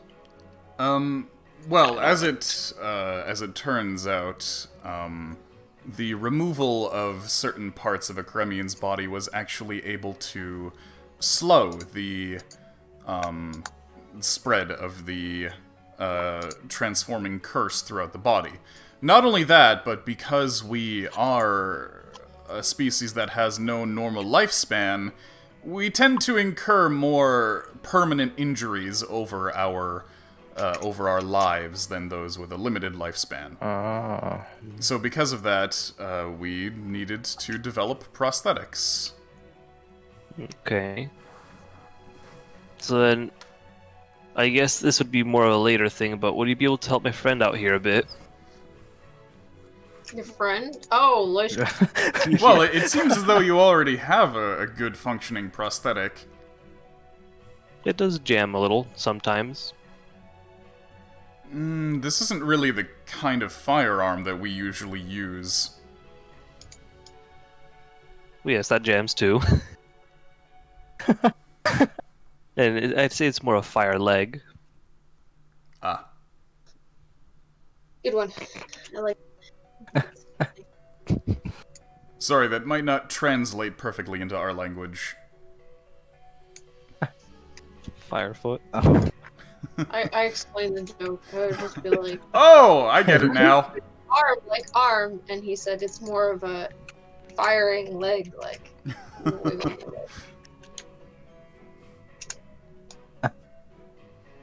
How droll. I thought it was funny. So. Okay. Thank you, Yax.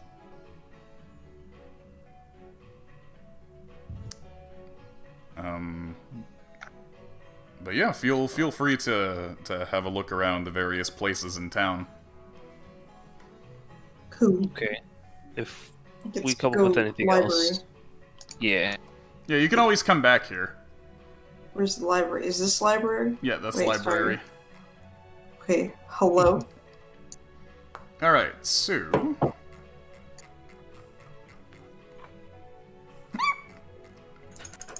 Whoa.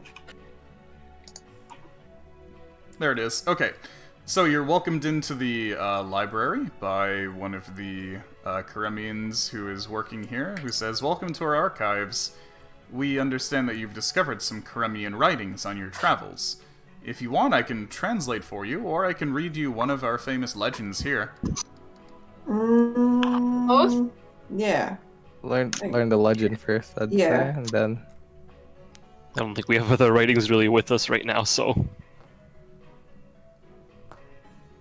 Let me read you the legend, then. And they pull up one of the bundles of thread. This is the legend of the hero Kajak the Trickster. Wait. Kajak was a Karemian leader and a tactician who helped steer the servants of the gods away from the path of the rest of our people, using their wits to trick and trap them. Kajak's favorite trick was disguising themselves as an enemy and bumbling through orders while secretly causing chaos in the ranks, all while gathering information so that their allies could get the drop on whatever unit it was that Kajak was infiltrating. Yep, good inspo, actually, for our next shenanigans. Didn't we come across something about this guy, like a statue or something? Yes, you actually did find a statue, which was originally a statue of somebody else that was defaced to depict Kajak. Little shit poster. Kajak was... I was saying, like, we should, like, mention this statue to this person and relay it. Oh, that sounds like Kajak. Very nice. Kajak was also said to have formed a bond with a great black crow. They would ride upon this crow, keeping a watchful eye on Canaanites and protecting them from the monstrosities that the servants of the gods unleashed to hunt them down. In fact, Kajak and the Black Crow became so closely linked in the stories that oftentimes they were considered one entity. Aside from being a rebel, a trickster, and a hero to the Karemian people, Kajak was also revered as a teacher, a storyteller, and a dream weaver. Kajak was one of the first Karemians to master their psychic abilities, and they used the dreams of Karemians to teach them how to master these talents as well. They would often train groups of Karemians at once by inducing a shared dream state, where Kajak would invent a story in their minds like a game.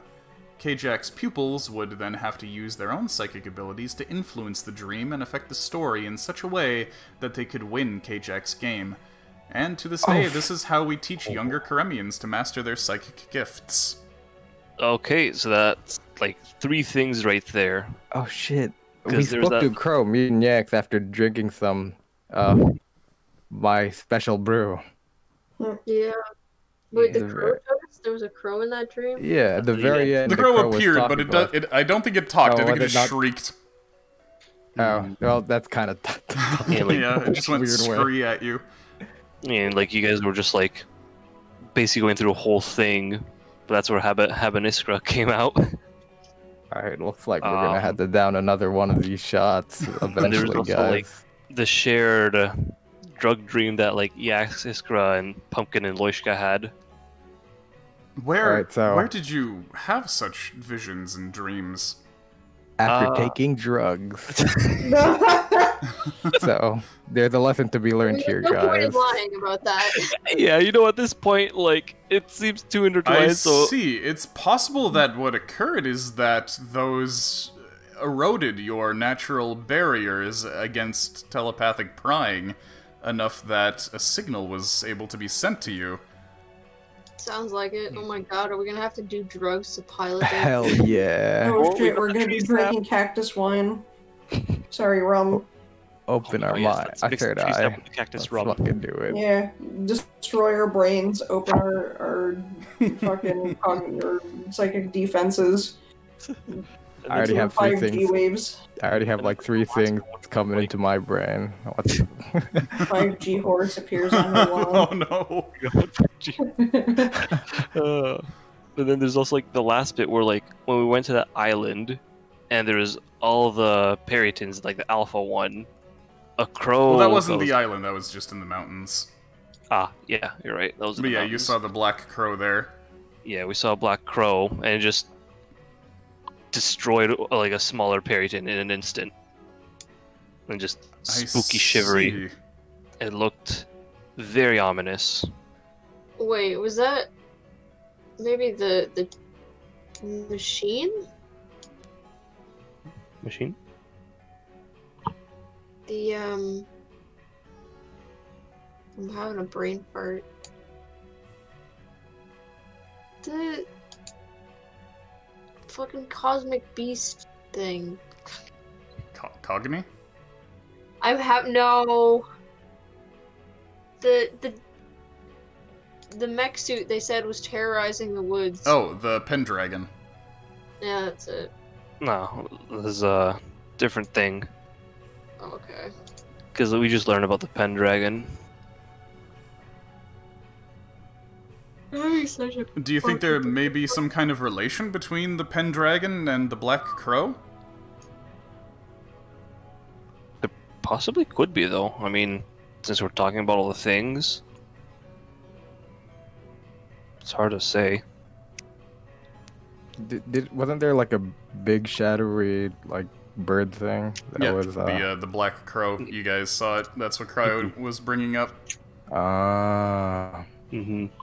Like when we went to go fight like that Alpha Peryton that was just like terrorizing villages, stealing people. Oh, right. Specifically before that, when you found the narwhal's horn on the island, you did detect the presence of a large flying thing, which you suspect may have been that same crow. Mm-hmm. That is true. That's probably why I brought up the island. Because I just remember there was like monstrosities like everywhere. So it was like having like an aneurysm about it.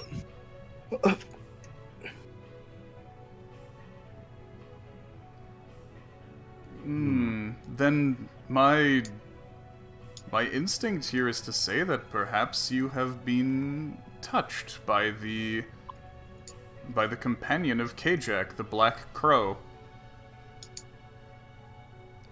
Though I'm not sure how many of these stories are based in reality and how many are fictionalized.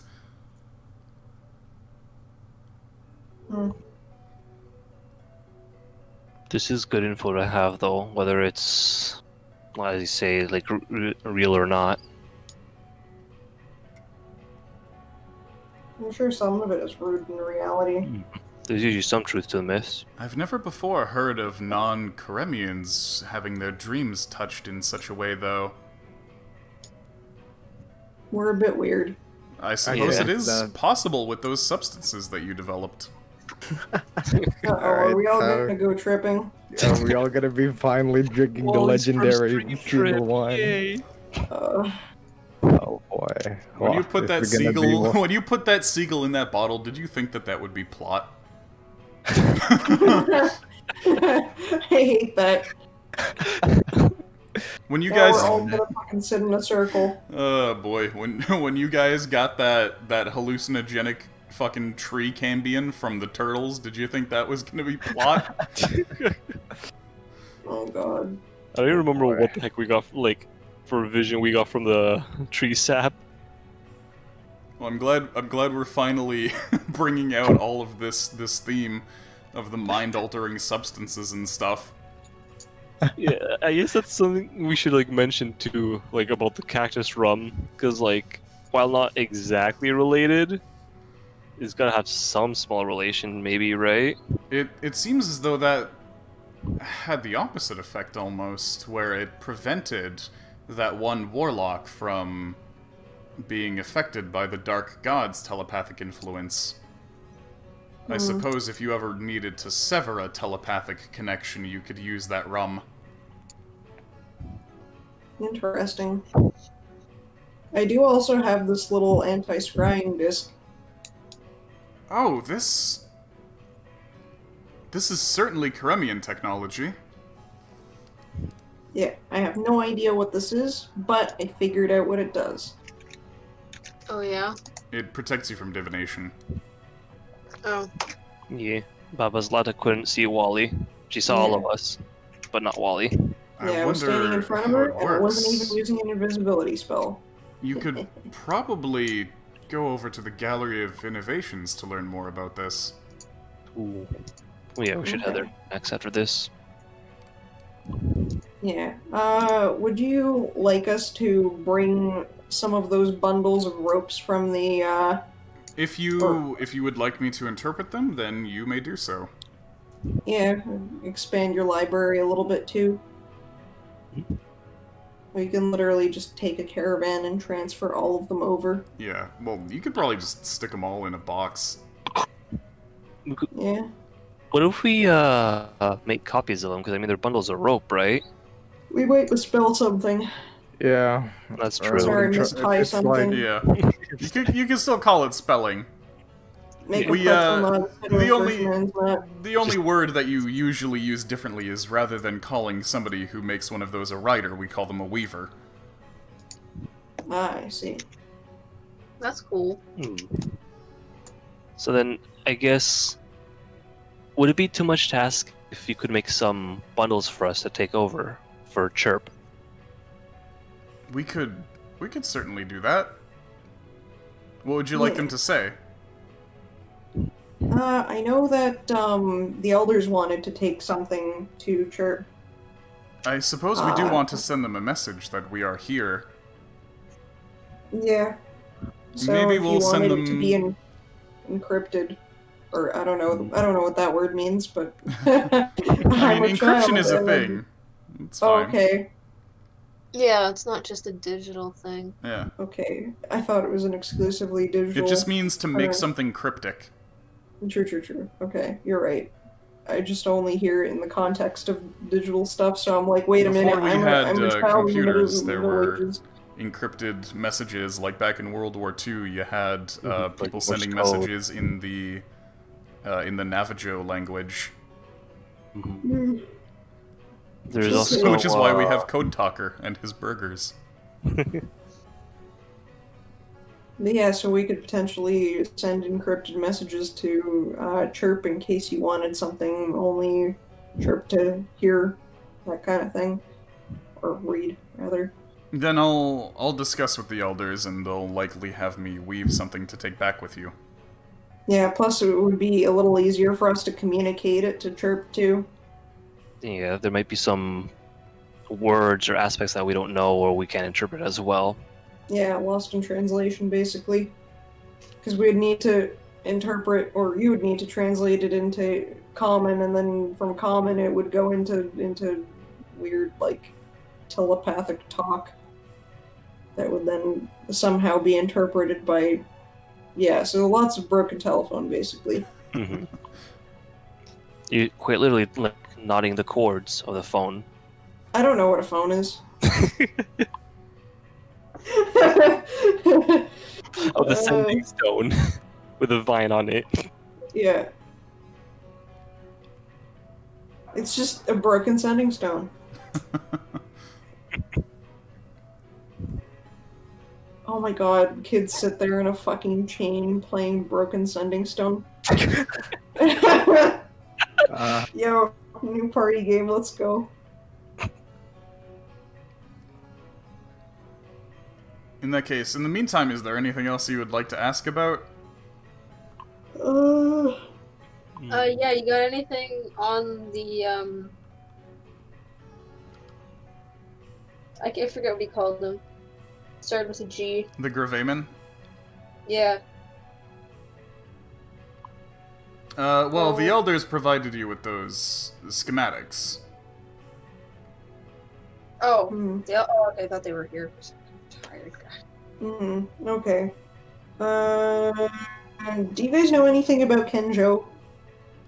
About Kenjo, the Augur, yes? One of the gods. Yeah.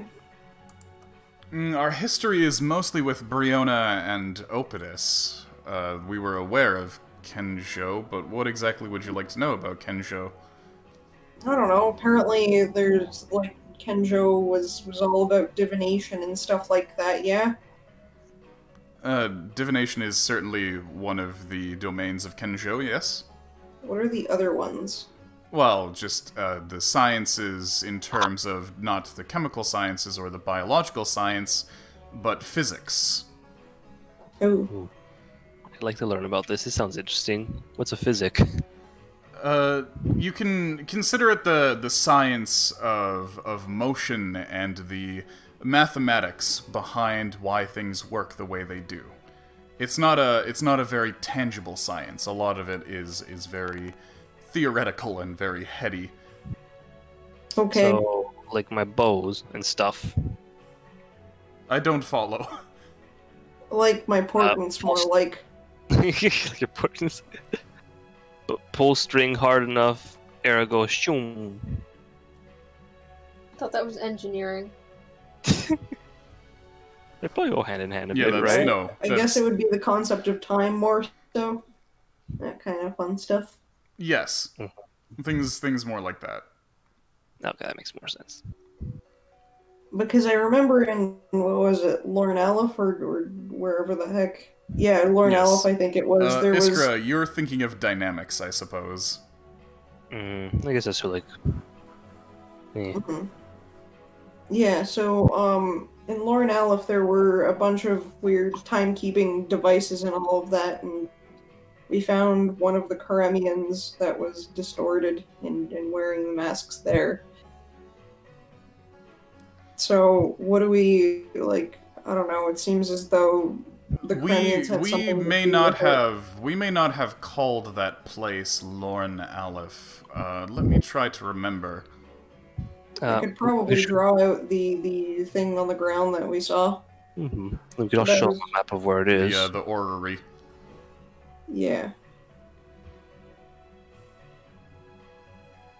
So there was that, and that's also where we found this little Yeah.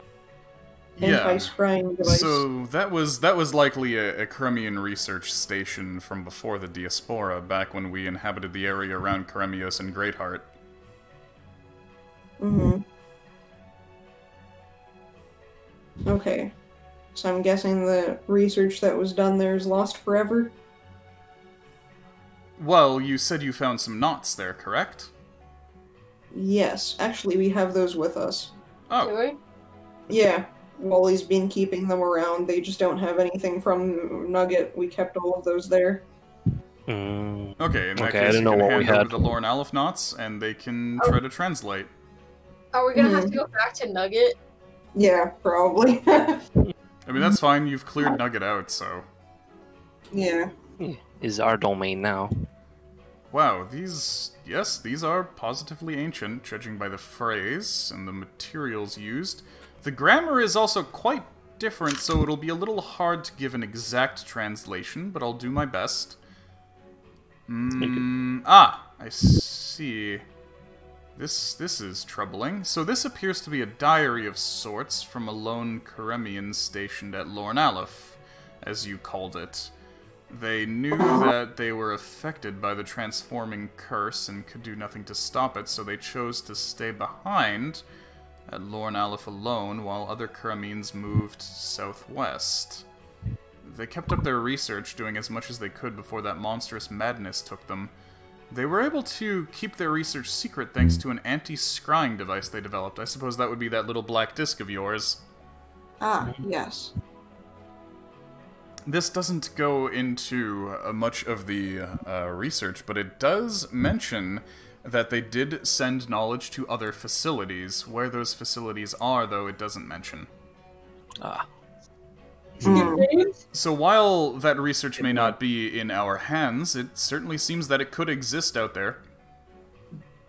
It's good Maybe to know. Nugget. Mm-hmm. We still do have some more Yeah, of the some other knots. Yeah, okay. Good leads. So that gives us more things to do. A shame about the researcher, though. Yeah. Now we know more on the identity of who it was. Wait, Yeah. Wait, was that the first? the blah blah blah. Hmm? Oh, The sickness turns them into monsters. Yes. Correct. But Carmians don't die?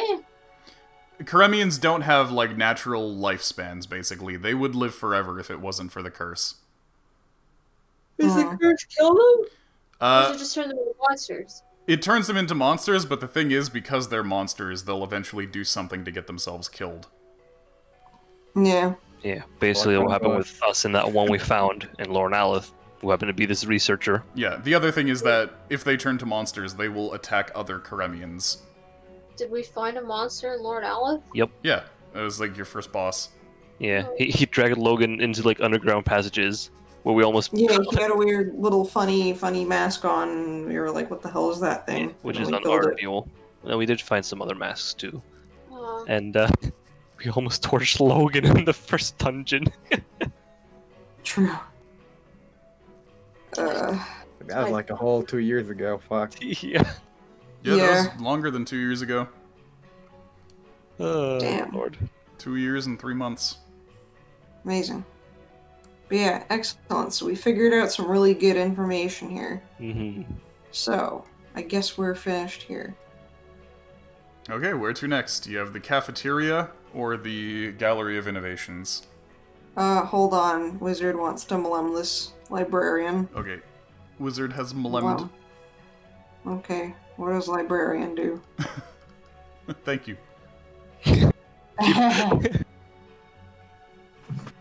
Yeah. I like the image of Wiz the Liz drinking that one drink. Where they just do the rapid mlem. And they just get faster and faster until their face becomes a blur. Yeah.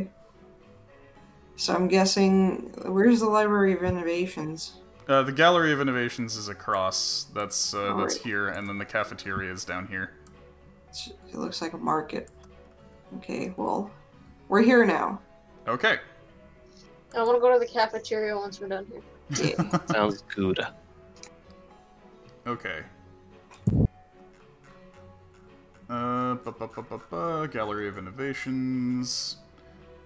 Alright, so, there are various stands here where Karemians show off the different technologies that they've been developing to one another, and even help each other test and develop more such things. There's 4 different facilities that catch your eye. There's an armory, a beatery, what appears to be a tattoo artist, and a prosthetics lab. Yo, Yo, I'm about to get a tattoo. Oh no, is it gonna be a boomer skull? I mean, Riding it's a gonna be whatever motorcycle. they have here. Just have the eyes be other skulls within the skull. You have a pun doing his dance. Amazing. Wonderful. We're ready. We're all getting tattoos.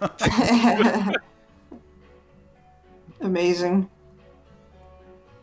Alright, so yeah, which one do you want to check out first between the Armory, Beatery, Tattoo Artist, and Prosthetic Lab?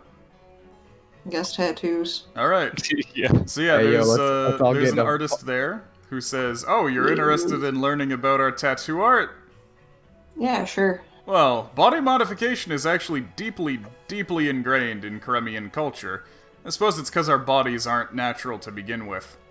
Well, the stuff we do here is a lot different from some of the inking you must have seen in other cultures. We actually imbue our tattoos with spirit amber, giving them magical effects.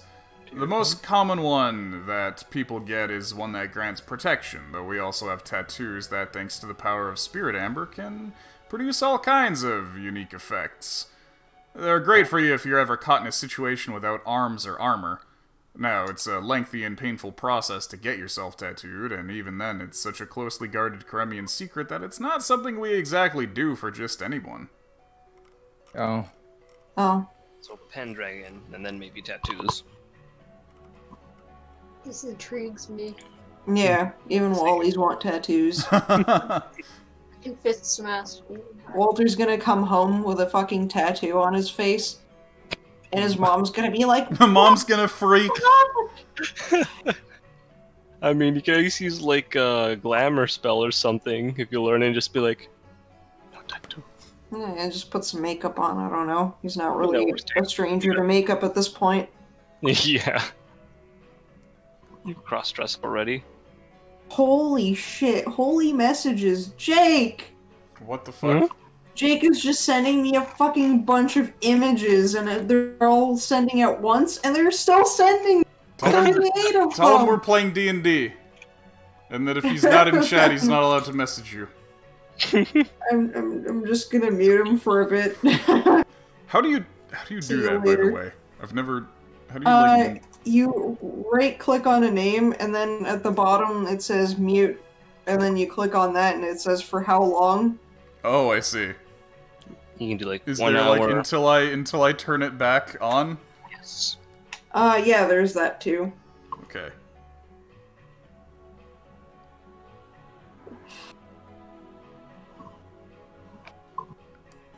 They're still dancing. Well, Amazing. Oh, they had to go back to their little area. Okay. The dance is really good. They just go- I'm so confused, but okay. I don't mute you at all, Sass. You're not annoying. Jake, however. He knows that he's annoying, though. But it's I okay. get muted too, I bet. Huh?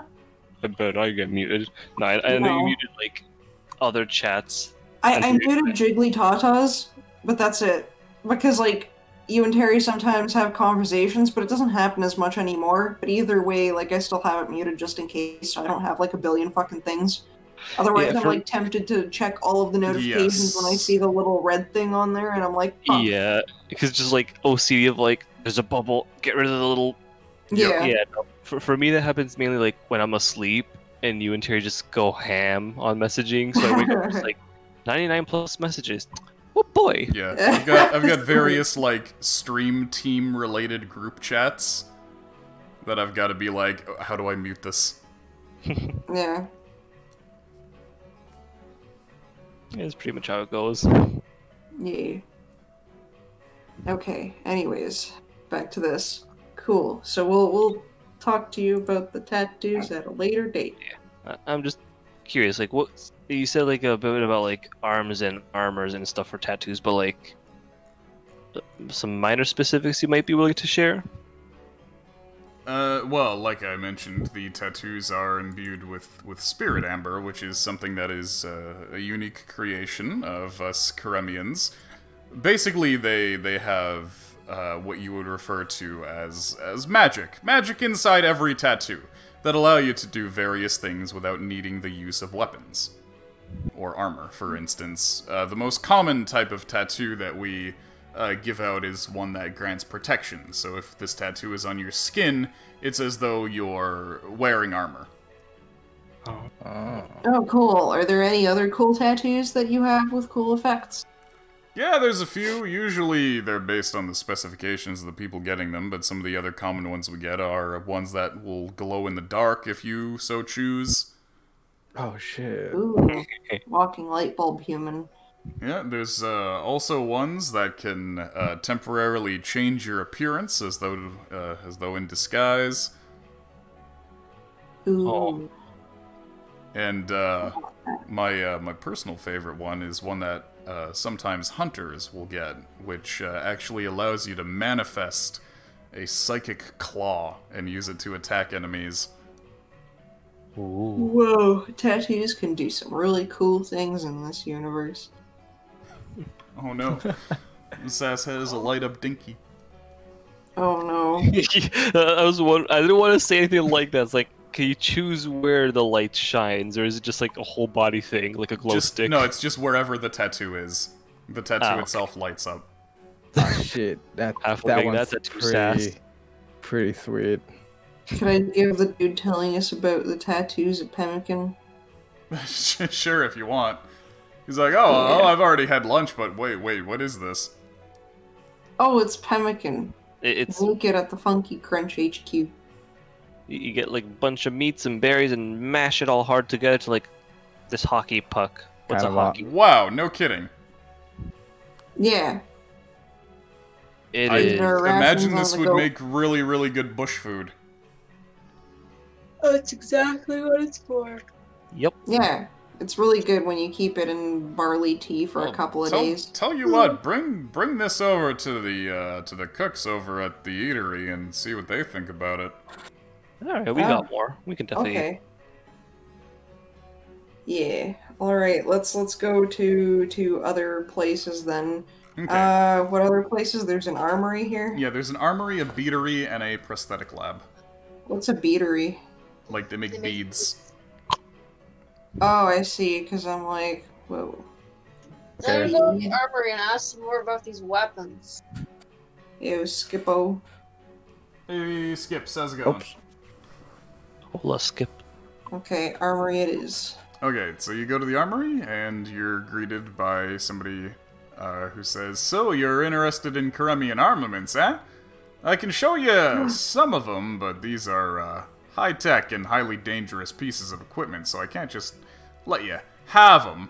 Now, on the other hand, if you prove yourselves trustworthy, then we can definitely help you arm yourselves against the threats of the Kopal jungle and beyond. If you want to do so, then... Oh, you've already spoken with the Circle of Elders, actually. Yeah. Well, I can definitely at least let you have a look, then. Yeah, cool. Now, as for our equipment, Karemians have a very distinct fighting style, which you may have encountered. One that you hunters, actually, may have found some common ground in. We like to stay in hiding and drive off threats without necessarily killing them through displays of shock and awe, and failing that, should it come down to combat, we like to bite back once and hard. Take out a threat, scare off the others, cover our own escape. You'll find our weapons are highly geared towards that. Long-distance fighters will especially find them useful. Ooh. I like how we completely fucked up that plan of theirs by literally beating the crab in the head. And By being like, throwing a "You're rock at the weird. crab. You're a hairy wizard.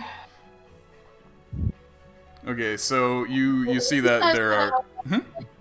Interpret these plans or something like Oh, that? the schematics? The Brothers of Opidus can do that for you. Mhm. Okay.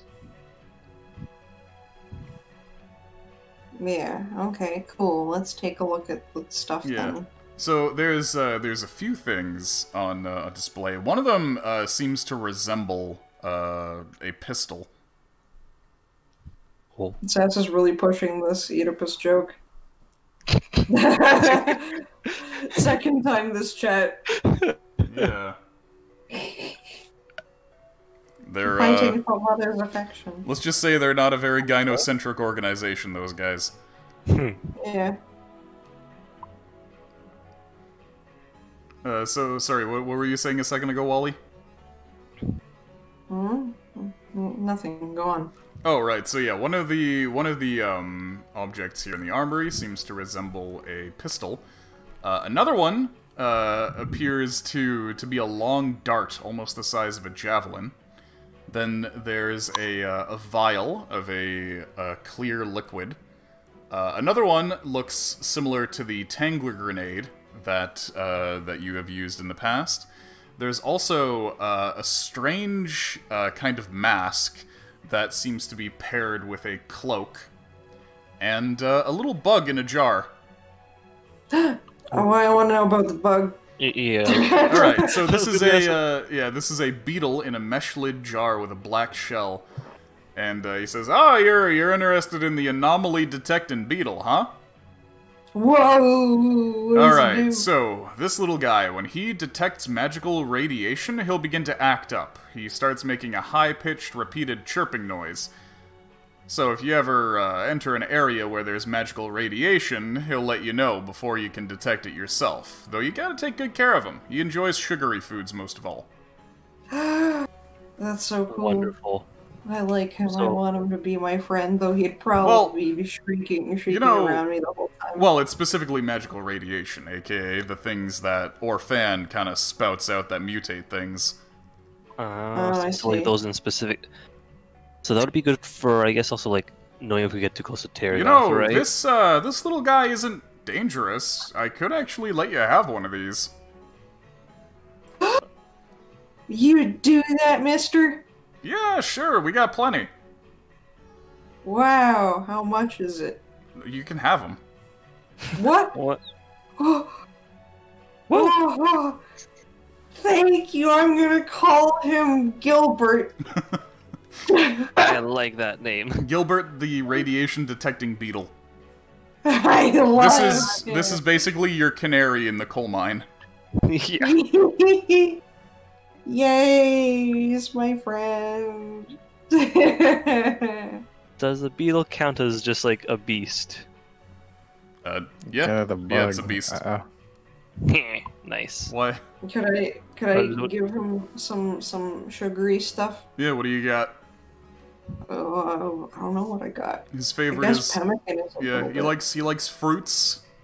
You can give him honey. Okay. Yeah, I like him. We got some berries. Very Have nice. some berries, some chocolate. He's gonna be one fat beetle. Yep. Oh, my dog is trying to break into my room. We got Gilbert. Oh, We got it's Gilbert the Beetle, which Bickle. yeah, that was somebody's name in high school who I won't mention. Oh. Bickle a Scholar, aka Wally's long lost brother or something. I don't know.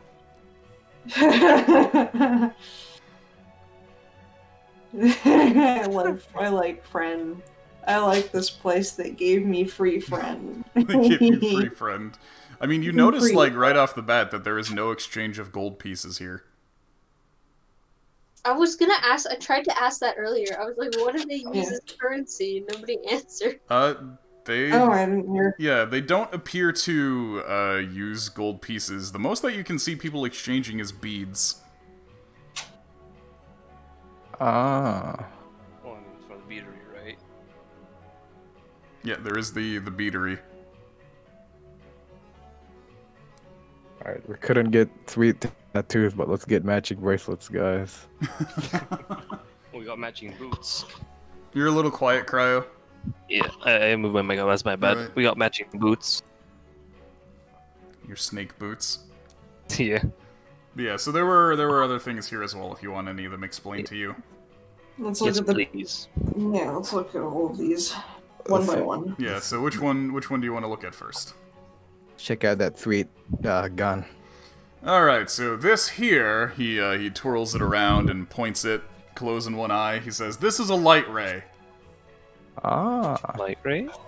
Yeah. that? Doesn't fire bullets. Fires beams of charged light. Oh. Oh. Will this be kind of like that super weapon the Knoll Chieftain has then?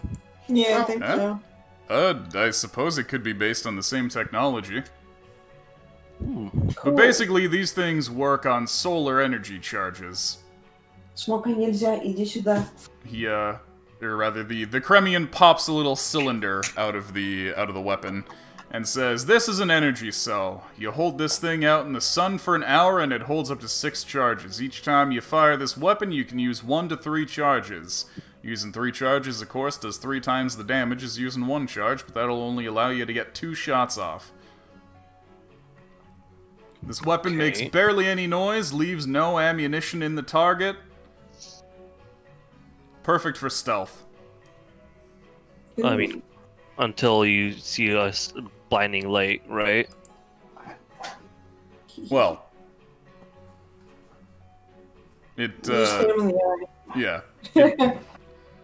It doesn't, it doesn't, you know, leave any trace that you were there. So if you end up eliminating a group, you don't have to go in there and pick all your arrows out of them.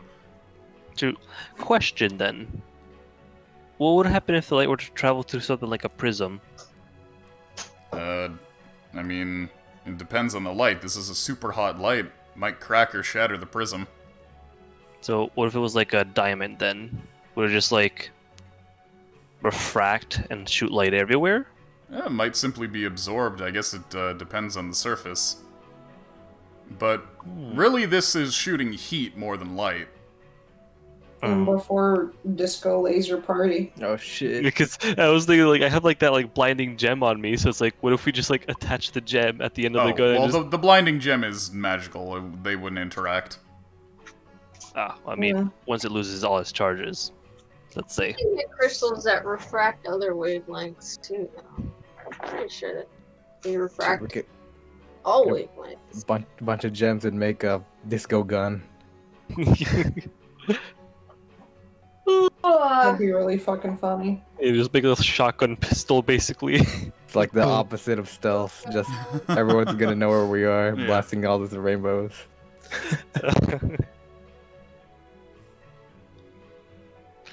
I like this gun. Yeah. This of course is what we consider super dangerous. So we'll be keeping this one under wraps for now. Yeah, That's that's fair. fine. Yeah, What else do we got? Let's go in I order. just like it. So next you have the dart. So this is a shock dart. Anything that you hit with this will suffer paralysis. For how long? I like this too. It's usually just a moment, kind of just enough to jump on them while they're paralyzed and take them out. But yeah, once the dart's used, the electricity inside has to be recharged at a place that has electrical power. Until then, it basically just acts as a normal javelin. So you throw it, if it penetrates the target, gives them a nasty shock, they get paralyzed, you jump on them, you take them out, you recharge the dart, and there you go. There's your loop. Neat.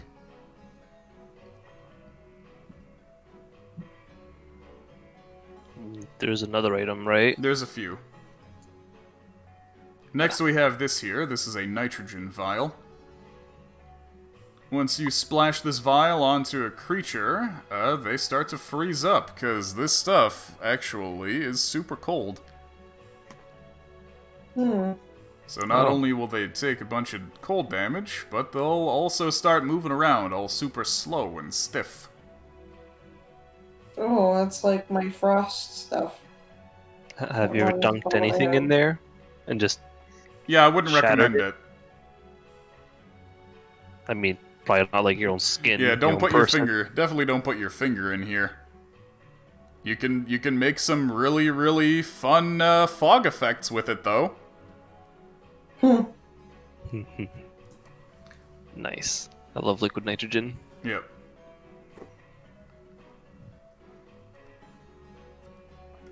Right, next is this thing. You might think that this resembles a children's toy. I think you guys call these yo-yos. Right, this is actually an adhesive bomb. Oh, Do we have one still left? You have, Okay. yeah, I think you have a Tangler grenade hanging around somewhere. Okay, can we show that to them? Yeah, if you want. Yeah, we let's just do did that. all- Let's show them the Tanger grenade. Oh yeah, this uses a similar kind of sticky substance that's inside this adhesive bomb. We've This functions a little differently, though. You'll find that this is a lot more lethal. oh. Yeah, so you throw this at a target, and the adhesive isn't really meant to hold the target in place. No, rather, the adhesive sticks the bomb to the target. And that's okay. what... Ah. Yeah, that's where this cord comes in. If you pull the cord past where it's supposed to go, the thing explodes. Oh, I like these things. Like a party popper of death. Pretty much. So I if you like move the cord more than 60 feet away, then the bomb detonates automatically. Normally you do it with just a flick of the wrist, but if you move out of the range, then the bomb will detonate, so that is one thing to keep in mind. It also Fascinating. encourages things not to run further than 60 feet away from you. I got a new idea for a grenade, guys. A lube grenade. Oh, Oh, how... Like, I was gonna say a lube grenade would probably be pretty hard to throw. I mean, it's like a glass. It's literally just gonna be a glass bottle. Oh, okay. with lube. Of just lube. Oh, okay, fair. I was gonna Grease, say, it was Actually. like a rope attached to the cork. yeah. I think you just had to smash it in Yeah. at their feet or something. And like Velcro on the outside. So it sticks to whatever. It basically just becomes like glass shard caltrops, but greasy. Yeah, it'd be like a real fucking pain for any humanoid or animal even. Just nothing big. Right, and then the last two things are the mask and the cloak. Yes. Alright, so this mask, this is a breathing mask. This covers your face with a filter apparatus that is filled with crystallized chemicals. While wearing this, you're immune to any non-magical inhaled poisons. Additionally, if worn with a radiation shield, that would be this cloak here, you become immune to the effects of minor magical radiation in areas contaminated by it. Then this double-sided cloak has a reflective surface on one side and a dark lead coating on the other. While you're wearing this, you've got resistance to radiant damage, and additionally, if you wear this with a breathing mask, you become immune to the effects of minor magical radiation. Why do you guys have so much stuff against radiation? Well, you Is see, there radiation around here? Yeah. you know about Terioth, yeah? Yes. Yeah. Terioth Guessing tends they- to create areas of magical radiation. Oh. It's a good thing we didn't beeline him. Yeah. I remember like we've heard there's like a lot of monstrosities and just powerful things here. I guess those are because of Terioth then? Probably. I mean, isn't Orphan also? Yeah, Orphan, yeah, does that. So maybe we'll, we have to gain these guys' trust, and then we can buy some radiation suits. Yeah, that's the idea. We could probably get them to make better ones too, if we so need. What would happen to us if we were to get into contact with one of these areas? Well, it depends on how severe the radiation is. At its weakest, usually it just causes sickness, headaches, temporary blindness, but at its most severe, it can likely mutate you into a horrible chimera.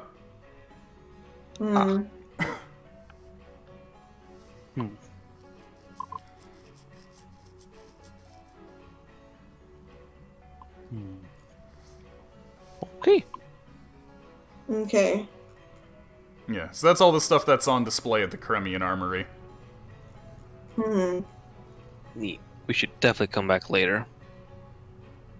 Yeah. Some yo-yo bombs and light guns. Do we have anything to show them? Oh, I guess we could probably pull out the disc and be like, hey, do you guys know anything about this?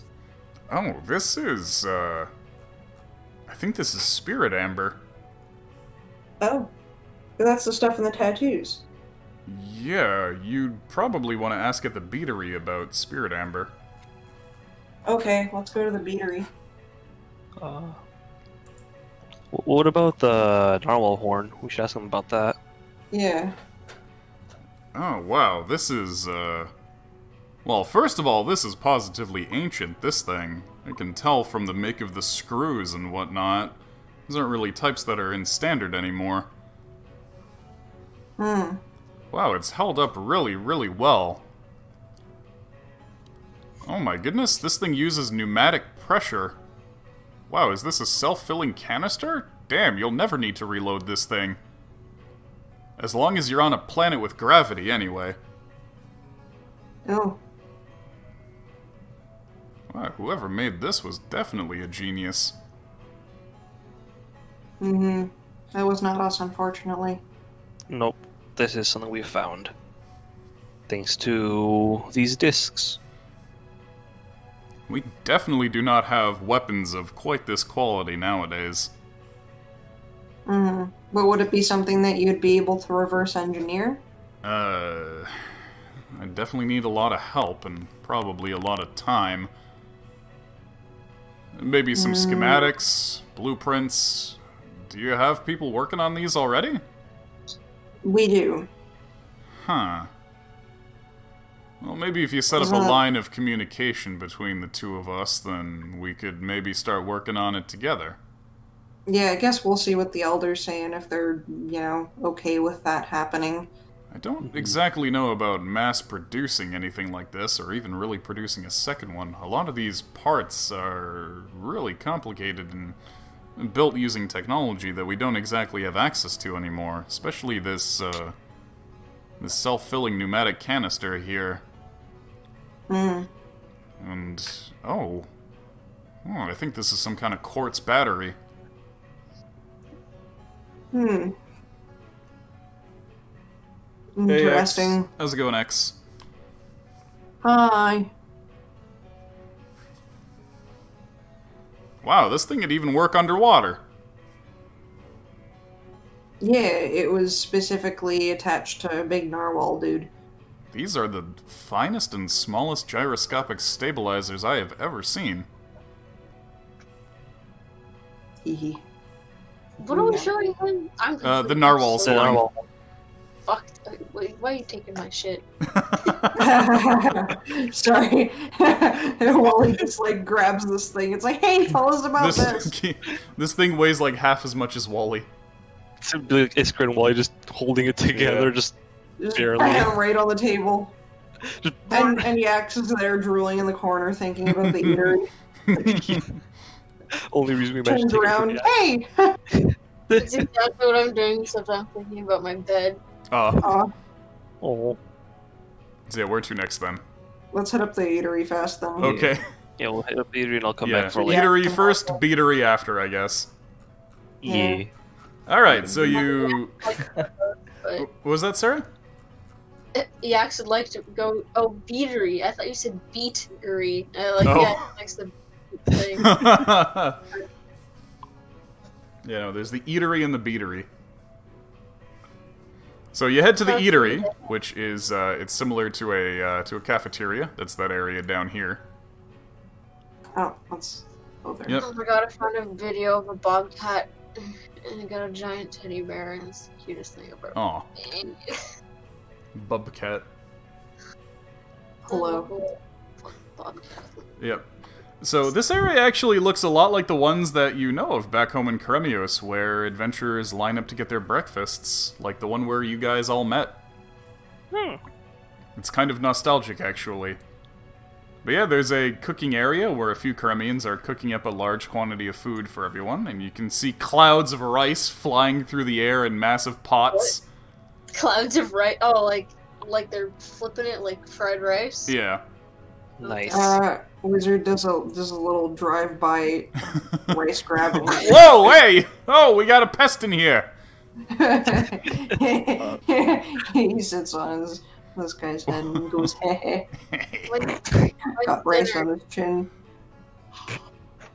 Little racy goatee. Yeah, that seems to be their main staple. But yeah, on several long tables, there's various dishes laid out, and it seems like you're free to take what you need. Yeah, so the big dish here that you can see is rice with crayfish and beans, which has been seasoned with ginger. I will take something of everything. I am also now hungry as a human being. So yeah, you got rice with crayfish and beans seasoned with ginger. Next to that is smoked cave fish alongside salted potato slices.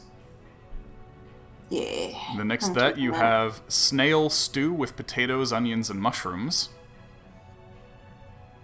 Yes, And we then- can have that. Next to that seems to be some kind of dessert. It looks like rice flour buns with honey and peanut cream filling. Ooh, give me a couple of those. Think of everything. Put the buns right on top. Yep. Additionally, one peculiar table holds a basket which has a number of tiny packets wrapped in a metal foil. What's What are this? these? Why does the food have armor?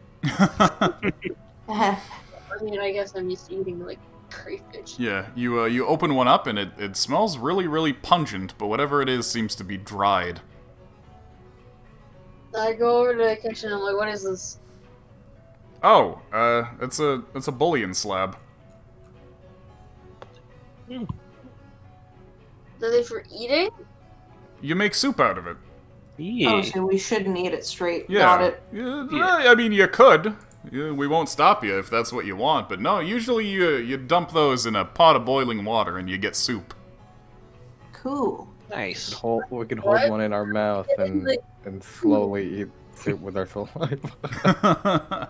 You like dry the soup, like salt, like salt in seawater. Yax is really confused. Yeah, you just boil things together until you reduce it. Tell you what, have a look around. We'll tell you about each thing. I mean, I Okay. think I know what Yeah. all the rest of these are. Yeah. So aside from that, there's actually jars of peanut cream lined up next to a basket of thin rice crackers. Oh, Ooh, Peanut butter. Peanut. Yeah, Piba. There's also a number of glass bottles lined up, some which contain a clear liquid and some which contain cloudy dark liquids. I mean, it could be anything. It can be is this food. It can be oil. booze? About half of these seem to have warning labels indicating alcoholic content. Oh, hell yeah.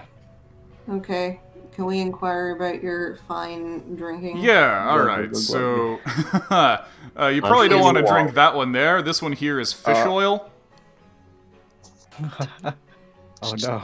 Tell us which ones. Yeah, so the dark food. ones...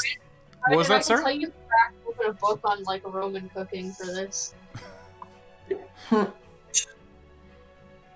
So this one here, the dark one without the warning label, this is fish oil. Basically extracted from the cave fish that we get from the cenotes around here. And then this clear one, this is rice vinegar. Okay. We actually use these as condiments for these potato slabs. Ooh, yummy. I want to get one of the warning labels, slap it on the rice vinegar, and give it to our days. You No, on the what I other mean, hand, look at this that. clear one Regardless. here, this clear one here without the warning, or with the warning label, this is clear wine. This is distilled rice and potato mash. Ooh.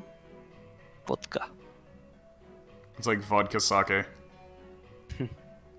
Interesting. And then this one right next to it, this is spiced ale. This is actually made from spicy ginger, honey, and peanut. Ooh. Can we have a bunch of both? Well, I mean, you could take a bottle each for the group. Don't take them all now. Of course. Oh, true. I guess we're still in the mindset that we Yeah, can yeah. distribute it. Mm-hmm. This is like a special occasion kind of thing. 'Cause, Yeah. Sorry, we run a pub, so it's hard to get out of the mindset. Oh, yeah, no kidding. I run a pub too. Yeah. Yes. Does finger We guns. run. Want some Those are back. alcohol from overseas? Well, maybe we could talk about doing some, some trade. Yeah. Not on the kind of scale that you're probably used to. That's fair, okay. That's fine. But yeah, what do you think of Karemian cooking? It might not be as exciting or spiced up as you're used to it out there, but we try our best. Because the way we live, we have to be very practical with how we save, preserve, and reuse our foodstuffs. Actually, as adventurers, you can probably make use of some of these techniques. So Oh, we these bullion slabs. Basically, what we do, how we make these, is any parts of the vegetables or meats that you typically don't eat, like the stems or the shells, the bones, the leaves, and whatnot, they can still be used. Don't just throw that stuff away. Basically, what you do is you boil it down. You just keep on boiling and adding salt and boiling it all together and reducing it over and over again until you get these little dry slabs. Yeah, I hear that onion skins are really good for giving broth color. Yeah, anything like that, even the potato skins, if they're not to your liking and whatnot, just don't waste any of that. Just make these little slabs, then anything else left in there that's still unsavory can be used to make compost. We make sure to use all of our food scraps that we're not going to eat as fertilizer to grow more food. Works especially well for mushrooms, which are easily the least picky food you can cultivate. Things will grow damn near anywhere. You should take some of our rice vinegar, actually, and rock salts back home with you. This stuff is great for preserving food. Other than the salt and vinegar, we... What was that? You shove deer into a cauldron with a fucking canoe. I'm not over that, I'm sorry. That's my recipe. We have whole deer bouillon, slapped chicken.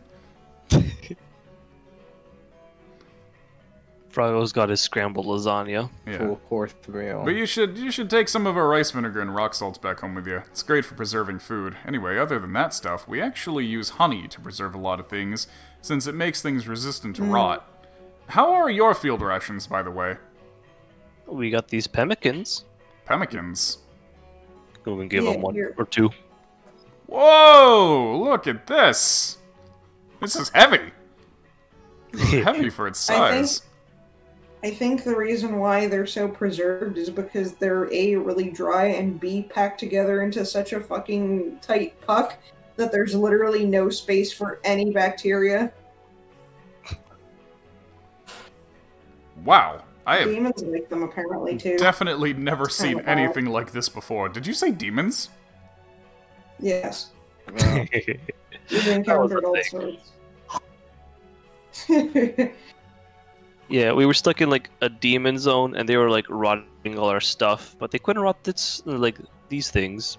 This thing is somehow harder and drier than our bullion slabs. Yeah. How do you eat this? You soak it in barley tea. With determination. Is it barley tea? Yeah. Yeah, it's barley, Yeah. sorry. Fucking, I was like, was it a different bee thing? If Yeah, you don't soak it in barley tea for 3 days. You just sustain yourself on the idea and hope of food. Yeah. I suppose you could probably just suck on it like a candy. Yeah, there's Like different ways a- to suck on it. Just Like an old man with no teeth. yeah, trying gnaw to on eat a it steak. slowly. Use it like one of your bullions, like Wally says. No, you just massage it slightly with your gums. Well, I guess I'll hand this off to one of our hunters and see what they end up thinking of it. Here, Yeah. take a look at this. This is what one of our field ration packs typically looks like. And he opens up a little basket full of stuff for you that's wrapped in a cloth. So here you've got a slab of smoked cured fish, basically like a jerky. We just smoke that and salt it. Okay. Then you got some pickled mushrooms, which have then been dried out, so they're not getting anything else in the package wet. Then here you have some honeyed rice crackers and some peanuts, and sometimes we even throw in some dried broth slabs if we have a chance to boil water, and throw in some foraged ingredients to make a soup. Take this pack with you, see how you like it. Yeah, Alright, thank thanks. Anyway, you may have noticed that there's a lot of salt in our diet. Yes. That's Yeah, actually right. because of the way our bodies and our telepathy works. We actually need to store a lot more salt than normal humanoids. Oh, time to fucking die of sodium. Yeah. Oh, Lord. Just so that we can become telepaths. Yeah. Luckily, That's just, the cenotes around here are plentiful with rock salt. Amazing. You want to eat hunter food. You mentioned mushrooms before. At a previous location that we've discovered, pretty sure this was at Nugget, Yeah. we found a mushroom farm there, and also a gigantic slug. We are friends now. His name is Brutus. I love Oh. I'm happy for you. him. These mushrooms, all kinds of different ones, I'm pretty sure I still have some powder of the red ones. I mean, it's a common thing kind of around Canada. If you live underground, you're gonna grow mushrooms as one of your main food sources. Yeah. But what do you think of them? As I see if I do have some powder red. Yeah, I have some powder red mushroom. I don't think I have anything of the other ones. Oh, Yeah, we also these. we do have the glow in the dark ones too. Glow-in-the-dark mushrooms are more common, but these red ones, these definitely don't grow down here. Oh, cool. Nice. So we'll see if we can like bring you back a couple mushrooms so you can get them to spore about and make some red mushroom farms. Yeah, well, we'll maybe do some more research on them and see what we can do. Our mushroom farms are kind of packed, ceiling to floor, literally. There, I will let you know though, they are very hot. Oh. They're very spicy. We have also used them to make these matches and these cherry bombs. Oh, I see. Yeah, maybe that might be something that would interest you, considering you hunt. Wonder and if stuff. you could use them to make a powder to maybe, like, throw into an enemy's eyes. That is why I have a pouch, and I've been trying to Huh. make it better by making like a bomb on an arrow, or just I guess a powdered arrow, Pocket sand. Yeah. because it's very irritant. Just- Handle with gloves. It's more like pocket chili. Your pocket chili. Just handle with gloves and goggles. That's definitely what you want to do. That's why I got these. Nix, what's your problem? Yeah? Can you guys hear her? Nope. No. Oh, she's crying. Oh no. No, don't cry. No, she's just a big baby. She wants me to come to bed. Because Rachel's not here. Rachel went to stay at their actual fucking apartment. Oh.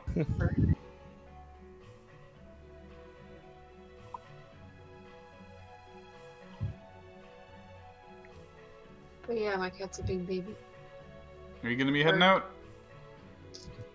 I think so. We're not doing anything else tonight. I've been really tired. Okay, that's fine. I don't think I'm gonna be of any use. I might pop out also. Oh no. I'm not doing too hot right now. Oh no. Oh, No, that's okay.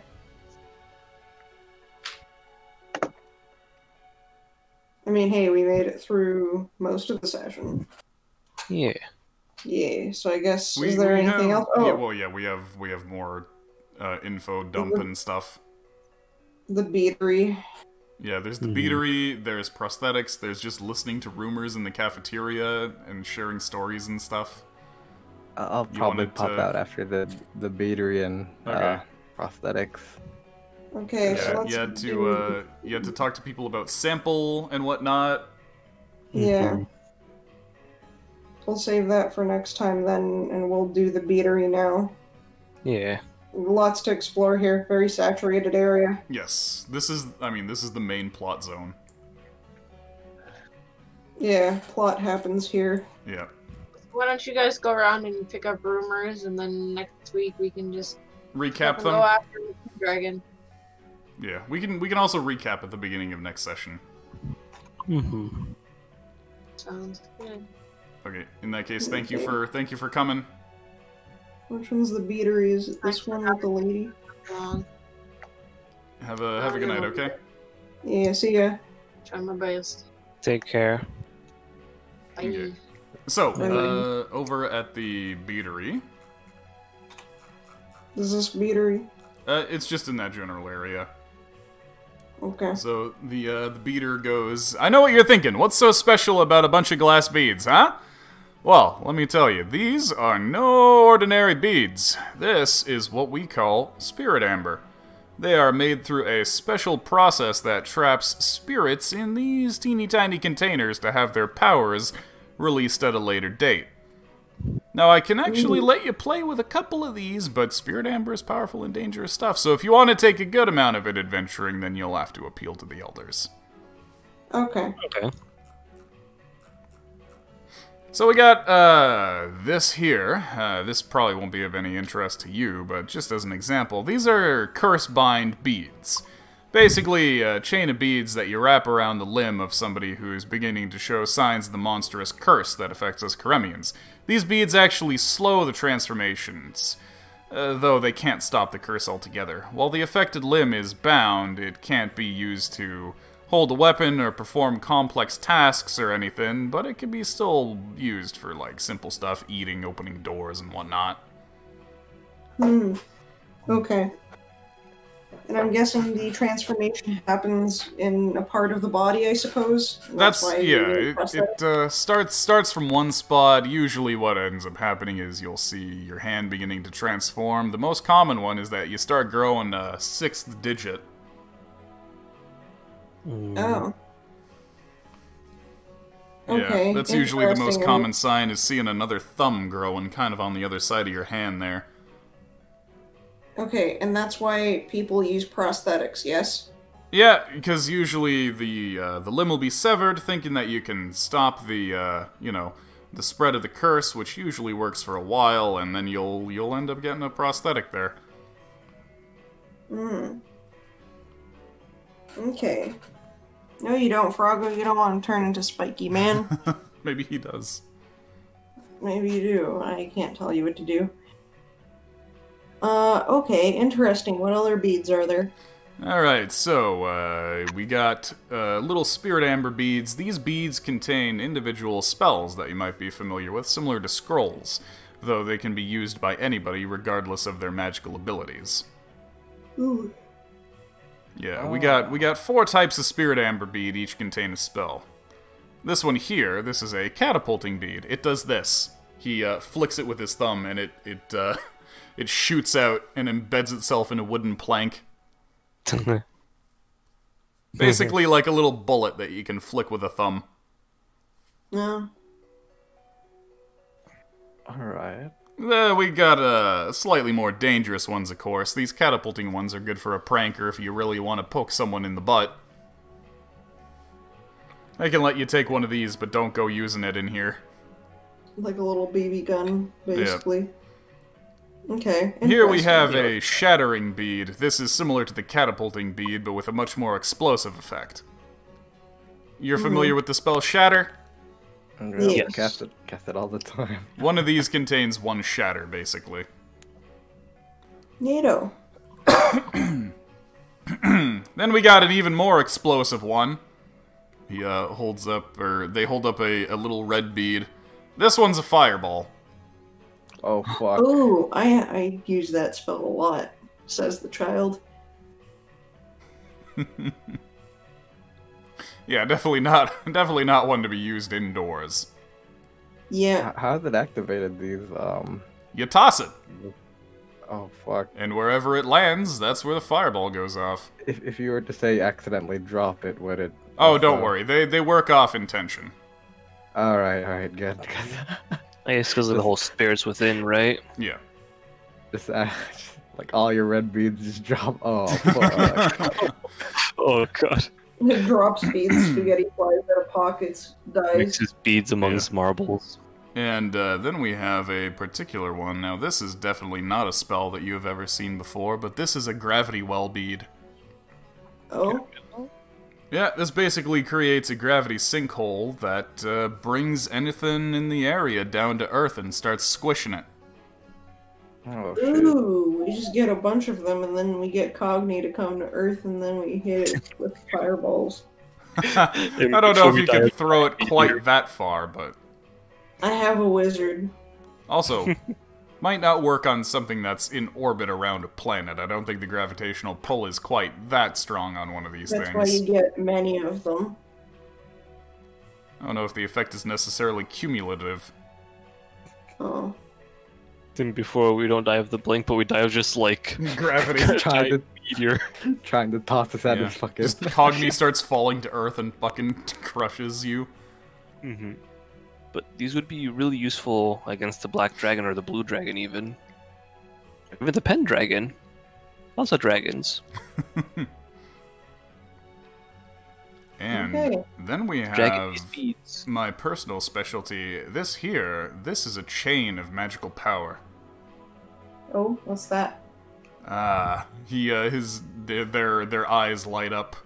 This is a rosary made up of 7 large beads and 49 small beads. That's right, 749. The number's got to be exact. You wear this around your neck, or wrapped around your palm or your wrist or what have you, and anytime you expend one of your spell slots, you can instead use up the power in one or more of the beads in this chain. Each bead has the value of 1 spell slot and is destroyed when used. When the last large bead is destroyed, and you only got the small beads, then the item no longer becomes attuned, kind of just falls off you. The beads fly out everywhere, creates a bit of a mess. But in the meantime, that's 7 free spell slots, basically. Whoa! Really cool. Wally is super entertaining. So wait, how about if I do a bigger spell, like a fireball that's like a level 3? Yeah, then you can either use up your spell slot, or you can use 3 out of the 7 beads. Oh, so you have to use 3 of the 7 beads. Okay. So I each see. bead represents like a tier of the magic. Yeah, each one represents one level of basically. spell slot. Basically, this is a good backup. If you're ever out of spell slots entirely and still need to throw around some big spells, then that's when you want to rely on the power of this chain. Wow, that's so cool. Neat. Very I could neat. teleport twice and reach the lady before she can shoot me. And take one person with me. Hell yeah. Think someone's sneaky. So that's all the kinds of beads that they have. The Cursebind beads, the Chain's Magical Power, the Catapult, Shatter, Explosion, and Gravity Well. Wow, that's super cool. Thanks for showing me your stuff. Yeah, no problemo. And don't get up to too much trouble with that Catapult bead, alright? Yeah, that's fine, no worries. Don't worry, I have an entire book of horrible and deadly spells, and I'm not shooting anything anywhere, so I think we're fine. He's also been making his own spells with help. Can you continuously use the catapult bead? It's is it a one-time? each bead is one-time use. It's basically just an alternative to a scroll. The advantage of these over a scroll is that you don't need to have the spell on your spell list to use these. Alright. Yeah. I open my book and I'm like, look, I can even animate dead. Oh! That's a little unsavory, especially considering what happens to our dead. Yeah, Oh, fuck. true. But I can also haste. I can fireball. And I can dispel magic, and I can fly! Then I can also make a stinking cloud. Oh! like horrible. Well, don't you go making any stinking clouds indoors. Yeah, no. Always use no. stinking cloud in a well-ventilated area. You My animate grandmother dead. never did that. You haste the animated dead. You stick a bunch of the fireball beads inside of it. Well, and tell no, it to run because forward. it doesn't... They don't work like that. You actually need to activate it and throw it. Yeah, and dead people don't have intention. Okay, then stick a bunch of the yo-yos inside of it and have them pull all the strings at once. We make our mule eat them, Oh, fuck. and then he just shits with intention. I mean, that is the thing that you could do. You could just put a powder keg inside a zombie, and then make the zombie run at somebody, and then hope Yeah. that the zombie gets to them before getting shot down. Yeah. Or at the very least, it's a good diversion. Yep, but these will be like yo-yos. You just run at them, pull one close enough. Hmm. Oh, one question to the tattoo guy. I'm gonna go walk over to the tattoo guy. Hi there. Oh, hey, what's up? I wanted to ask, is it possible to get any tattoos that have anti-scrying properties? Anti-scrying properties. Geez, I might need to do some research on that. Spirit amber Okay. that produces anti-scrying. That would need to be spirits that specifically interfere with the communication chain of other spirits. Basically, Yeah, ones that 'cause are I able was- to override the behavior of other spirits. Those are usually tricky. Yeah, because I was just thinking that if we are going to be battling something like Cogni or whatever, I would probably want it to keep its eyes off of us. So if people within our, group could potentially have that and hide from the big ol' eye in the sky, you know, that could potentially prove useful to us. But that's just my 2 cents. If it's not possible, then it's okay. Maybe not with what I have here currently, but with some more research, I mean, anything should be possible with the power of spirits, right? Yeah. And then we have the first little black disc that Wally have, and then that Yeah. anti-scrying. Yep. And it was Yeah. made by a Kremian too, so Yep. It's it might made be of able that to kind reverse. of spirit amber. you might be able to reverse engineer it. I was Yeah. wondering, is there a limit to how many tattoos you can get? You can get one. Only one tattoo? Yep. Is it full body? Yep. Hell yeah. Okay, I had a feeling it'd be something like that, like 1 or 2 max. Yeah, it's one tattoo and it is full body. It's not like Oh. it's not like head to toe coverage, but it does need to be on each of your limbs and your torso. Hell yeah. You get some sweet tats. Cool. Excellent. And I guess the last thing that we want to look at is prosthetics. Yes. Okay. Check it out. So we can excuse poor Harugi. Yeah. We hear it in his voice. Alright. So, you in need of prosthetics. Doesn't look like any of you are particularly maimed.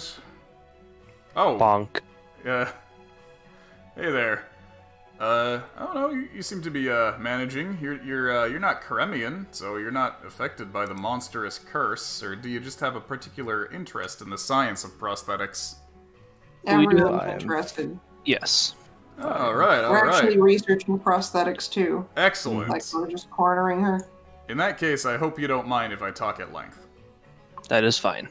Yeah. Okay, they go into it. Our prosthetics are made from various materials, mainly a lightweight metal alloy to make the frame and springs, glass fibers to form an insulated core, and copper wire to carry the electrical signals. You may have noticed that our prosthetics are more articulate than others that you've seen. Well, that's because unlike regular prosthetics, which have to be manipulated manually, Karemians are actually able to move these prosthetics using our minds thanks to our innate telepathic abilities. You see, that's what the copper wire is for. It's also related to our high salt diet. You see, the salt conducts the electricity from our brains, which actually goes down the copper wires, causing them to tighten or loosen thanks to these little magnets that we've got in here. They basically approximate our nerves so that we can send the electrical signals through them, which in turn causes the apparatus to move. Now, you're free to take one of these with you as an example, but I don't see what use you could really make of it other than research. Certainly couldn't do any harm anyway, but just be aware that you won't be able to make quite as much use out of it as like a Karemian would. Is there a horse there? Huh? Okay. There is a horse there. Yes. It's the 5G horse.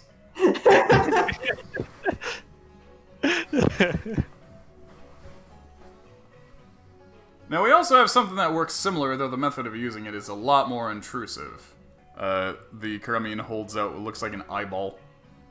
Looks kind of like a glass eye. This is an AirSats eye. It can replace the eye of anyone who's lost one, though the wiring itself actually has to connect directly to the brain, and, well, a lot of people aren't super comfortable with that.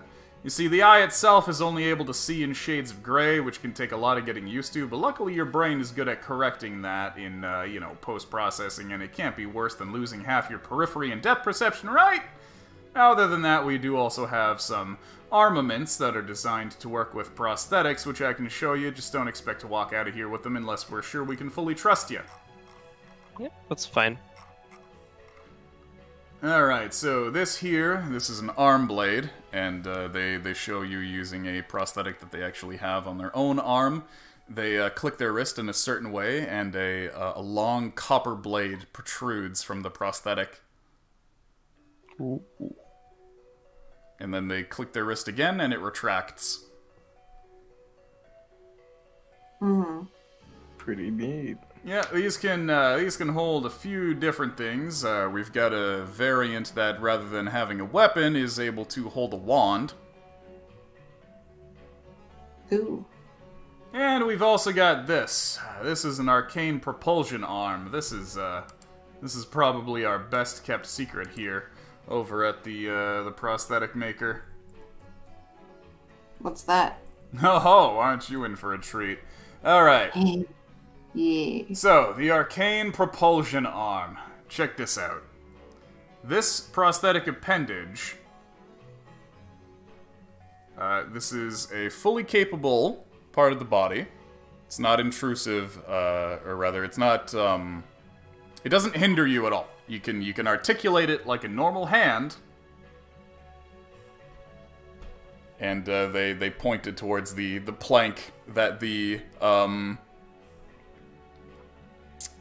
catapult bead was previously embedded into, and they kind of click their wrist with their other hand, and the prosthetic shoots out from their arm. Oh fuck! And punches the board so hard that it shit. actually becomes embedded in it. All right, guys. And it I'm not gonna be wearing- it seems to have been about 60 feet away. All right, Holy shit. guys. And then- don't worry about.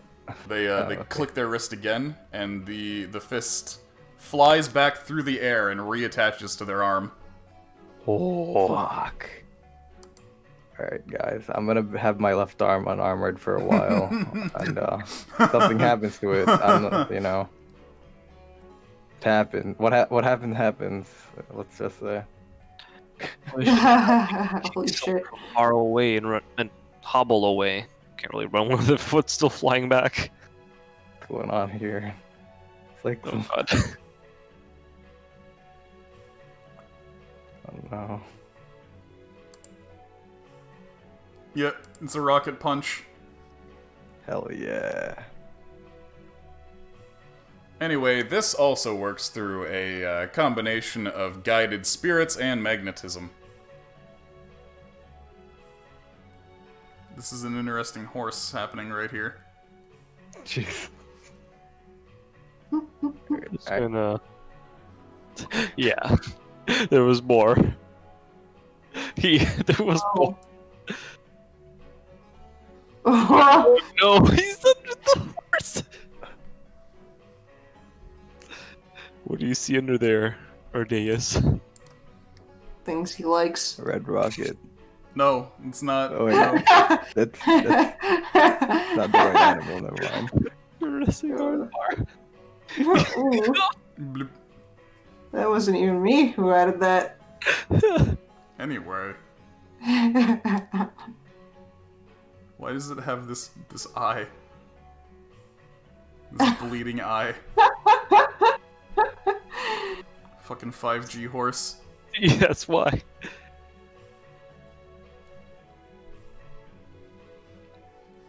You know, I'm just gonna... Alright, so there's your info from the, Oh, right, you wanted to ask about sample. Yeah. Alright, so, Oh, yeah, sample. That was that mechanical and bioengineering company, based in Greatheart that employed some of our people back when we inhabited Old Karemios. Company, eh? Yeah, it was like a compound word of the owner's, the founder's name. Fuck, there goes OBS. No. Alright, I think I'm about to pop out soon, 5G fellas. Alright. was too strong. Alright, bye. See ya. Take So care, we- Rudy. Oh, it reconnected. Bye. Yay. Oh, okay. Okay. Bye, fellas. See ya. Bye, stream. Bye. Bye. Alright, good night, Bye. everybody. Okay. Great. Yeah, they were a company. I forget what the founder's name was, but yeah, Sample. That's what they were called. Apparently, that company helped develop prosthetics for Karemians who were affected by the transforming curse back in the day. Oh, wow. Okay. Well, we're friends with Sample right now. Wait, what? With the company? With the individual behind it, it seems. With the founder? Yes. As far as I know, the founder wasn't a Karemian. Yes. They're still alive? Yes. Long story short, simulacrum brain jar. I have no idea what any of that means. Exactly. I don't either. So basically, what it is that the real, well, not necessarily real, but like the original sample is dead. And he was looking to find a way to survive the blink.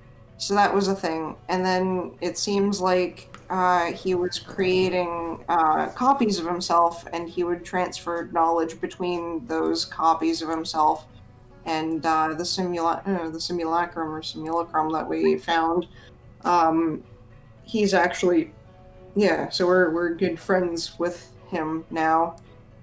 And right now he is a brain in a jar. And he appears before us in forms of, Skellyman. yeah, skeletal form, basically. And he's got a bunch of other manufactured humanoids called atoms. Oh, so Sample would have also found a way to survive the blink in that case. Yeah, but this version of him doesn't know exactly what happened, but he is sponsoring our company. I wonder if it's because he's an artificial life form. Perhaps. Though From you what I said know, like these towers. there's still a brain involved. There's still an organic component. From what we know, he has like these towers that have like his memory stored in there. You mean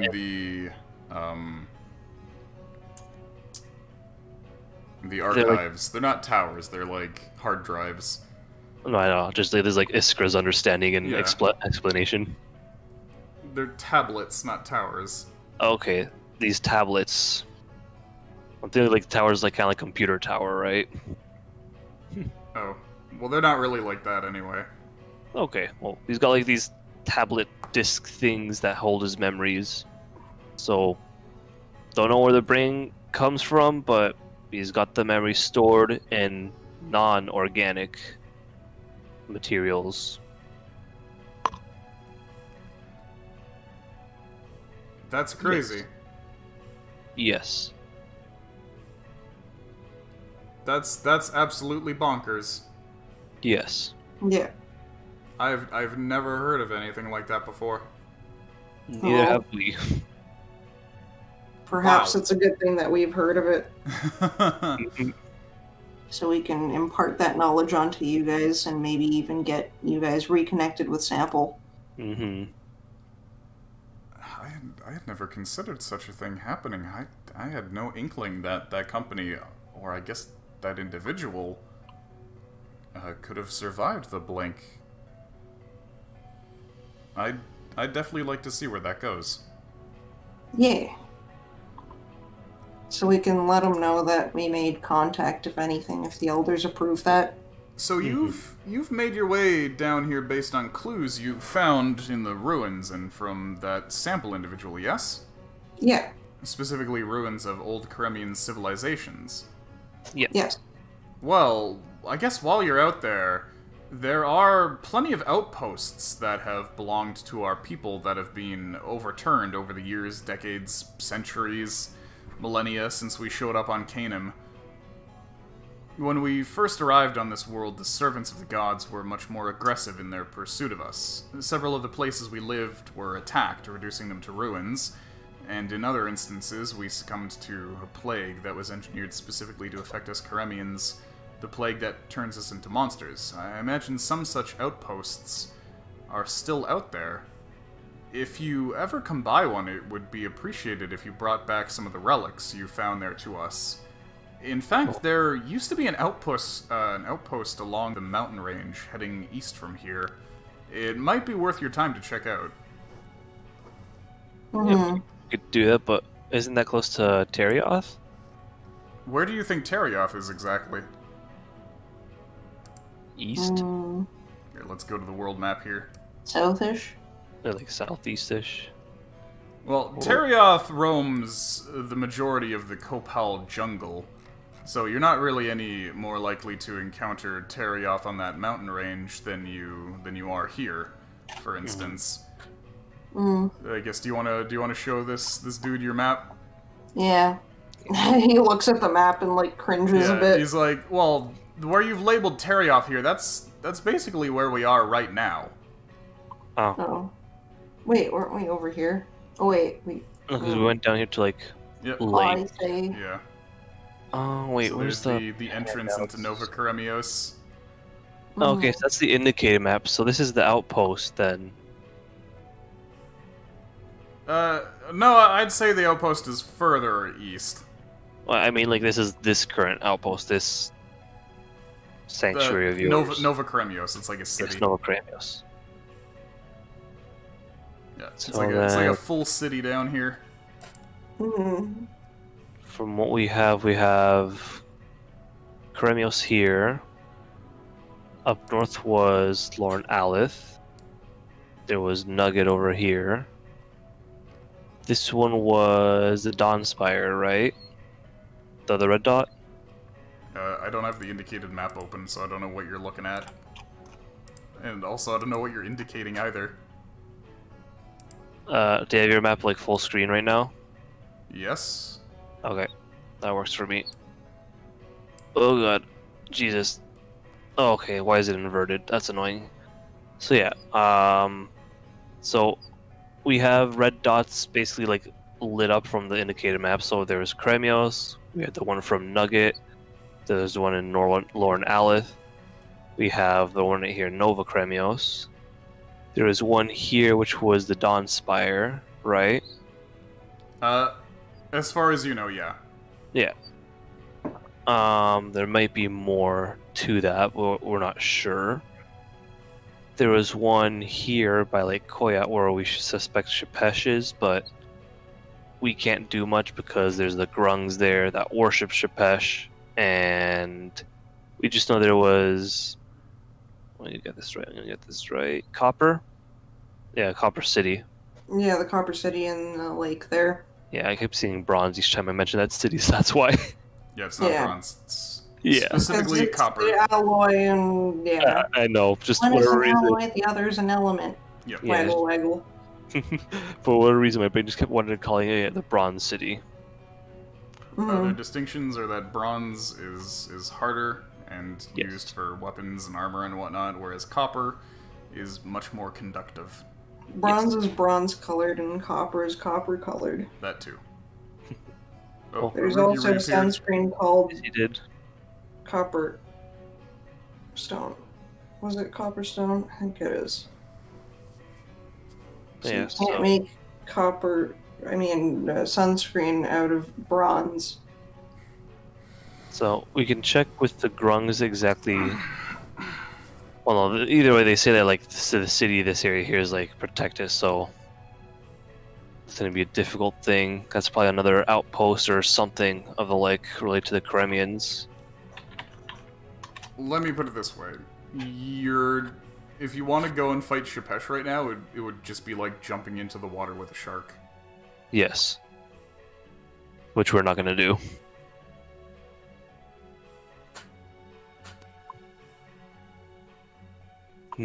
So I guess we can just move Terioth down here. And we're gonna go text.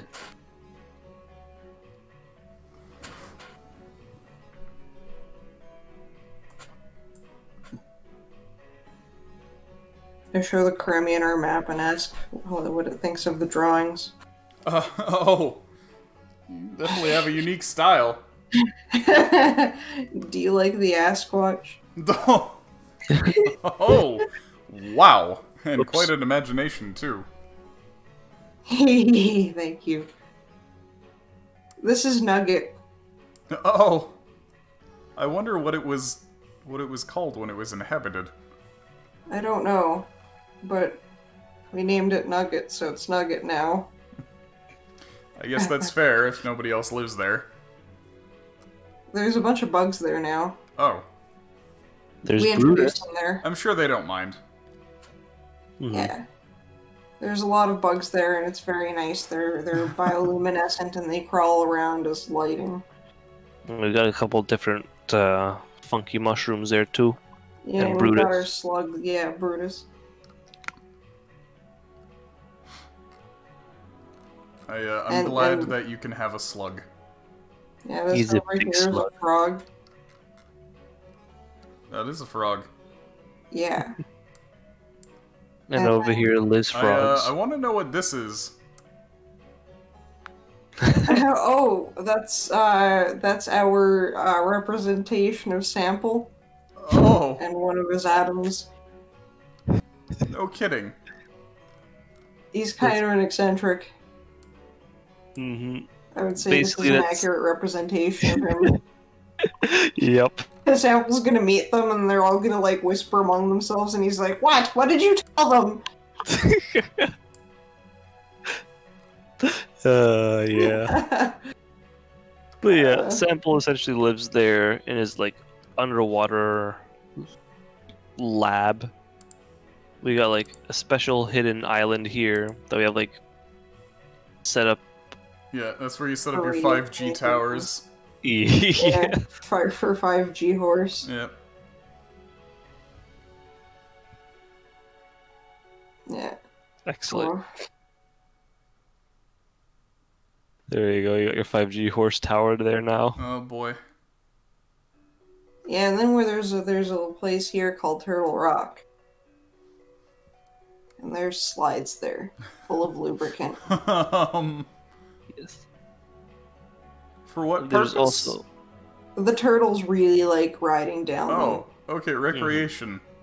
we're friends with them. I'd never guess thought of with using lubrication for recreation before. You'd be surprised. I'm certain a lot of people use it for different kinds of recreation. Called the Roman Tug and Chug for no reason. Oh. That's also where we have like a special scrying pool. And Yeah, we're that's using- also where we throw the little discs there. And shows us the locations of things. Mhm.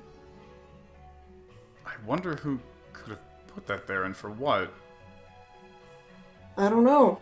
It could either have been our technology or the technology of the servants of the gods. Either that or it's a complete coincidence that the two technologies happen to interface. That happens a lot. Yeah. And have you ever noticed that this lake over here kind of looks like a lady with really big hair? The sea? Yeah. The Canaan Sea? Yeah. I noticed that you've drawn a strange frog over there Which frog? with a really big hairdo. Oh yeah, that's the strange being that tells us where to go. Thinks that the lady looks like a frog instead.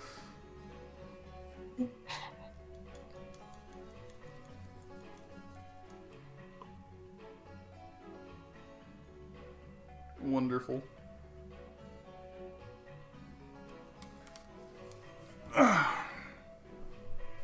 Do you like our comet? I was actually just going to ask what in the hell that was. This That's is our that friend. guy over there. Oh, why is he so large? Why not? Because he is large. Fair.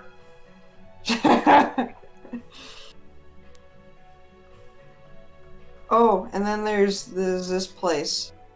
There's a lot of lovely ladies there. Ladies? Oh, right, yes, ladies. Yeah. Right, you have those. Yes. Those are the ones with the booba. But Right, they're also monstrous. right, right. Mammals have those normally. Yeah. But only the lady ones. Only the lady ones, yes. It's been a little while since we were connected to any other species. You'll have to forgive me for forgetting some things. No problem. This is our first time ever interacting with Kramians. In the Well, mask. second. Yeah, Considering we other have than Chirp. Chirp. Yeah. But Terp can't exactly speak back at us, so Mhm. it's not much of an interaction. It sort of ends at, "Hi, how are you?" And getting a blink in return. Oh no! Hi, how are ya? The consciousness explodes. Oh no!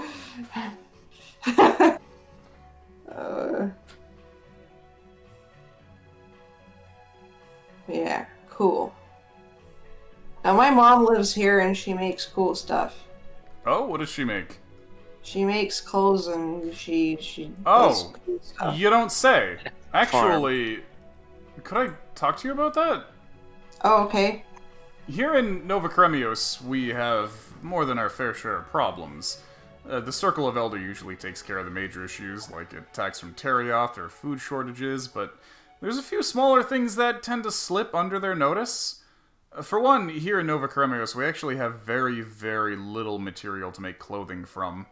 It's really hard to harvest cotton plants and other things that require sunlight, so we've been making do with the thousands of year-old clothing that we carried with us during our egress. Luckily, those things were built to last, like a lot of the materials that we use. I guess it makes sense that we'd be given materials with such longevity, considering our virtual immortality. Anyway, limited access to textiles has made it difficult for us to express ourselves. Not just talking about the artistry of making clothes, I mean our writing systems. You know how they involve making knots into long cords at intervals representing words and ideas? Well, without rope to make those cords, it's been difficult to archive knowledge in that way. I see. Okay, I can make some arrangements. Yeah, we can do that. I can give them like the bunch of rope I have on me right now as a start. I don't think that would be enough to Yeah, do you need anything much like with. wire thin rope, like Okay. like twine basically. Oh, that kind of rope. Yeah, not like thick like climbing rope. Yeah, I guess we can give me ma'am a sample. But you gave her a Revolo. Oh, yeah, true. But yeah, we can do that, and then my mom can help us rebuild an entire fucking civilization of people. But yeah, we can definitely do that, and that might even help you guys enrich your culture a little too, considering, it's probably difficult to live culturally when you're concerned about survival constantly. Nice to always kind of get a chance to... That would definitely be appreciated. Yeah. Okay, we can definitely do that. Maybe have some kind of trades. Yeah, we'll see what the Gallery of Innovations can provide for you. Yeah, Excellent. thank you. Okay, so there's that business done then. Yeah. Okay, so you finally made it to Nova Kremios. You finally met with the Kremians. You got a new friend, Gilbert. Mm-hmm. I want to talk to Sample about creating more stations to communicate with all of our bases. Yeah. So we don't have to, go places in order to fucking talk to things. Yeah, because we Some just more have radios. we only Yeah, have, hey Ma, can you make some fucking thread? We'll come pick it Yeah, up in a you just few days. need places where you can keep the place safe for days at a time, so that Sample can actually construct the radio tower, and then you need them to be in places where a giant fucking monster isn't gonna come by and step on it. Portaguala. Yeah, so over at your base in Portaguala, you can put up a 5G tower. Mm-hmm. You're going to have L5G horse. It's gonna appear everywhere. Yep. On lawns all over the world. Yeah. Okay. Cool. We could also we'll put one in the ship pit. Yeah, I'd want to do that immediately after we fucking, take care of the monster and all of that. And then come back, and then, we'll be like, hey, Sample, first of all, build a fucking base in Nova Kremios, and then build another one in Iguala. Well, they might not be super cool with building a 5G tower here, but you can give them a radio.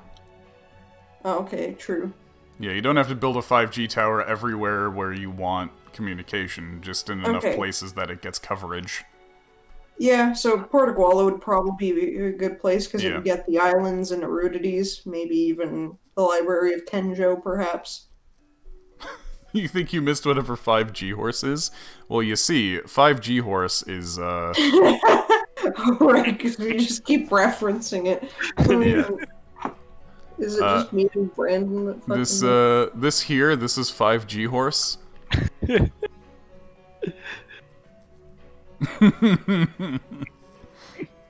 No. Okay, hold on. Let's see if I can grab that. Just grab the image of 5G horse that I sent you earlier. Yeah, I'm just scrolling back. God, it's so stupid. You should be scared. You got 5G horses coming for you. This is 5G horse. A horse made of 5G energy has been appearing on our lawn and staring at our home. Worry for family, we are not vaccinated. So yeah, that's what happens when you put 5G towers around. You get 5G horse. I really like it. It's so surreal. It's just this blurry apparition of a horse. You know what it reminds me of? It reminds me of Look Around You. Like, you remember the episode on calcium? Yes. where they would blast calcium with, what was it, like oxygen or whatever? No, it was hydrogen, I think it was. So they would blast calcium with like a ping pong ball on top of this pile of fucking dusty ass calcium with hydrogen, and then what would happen is the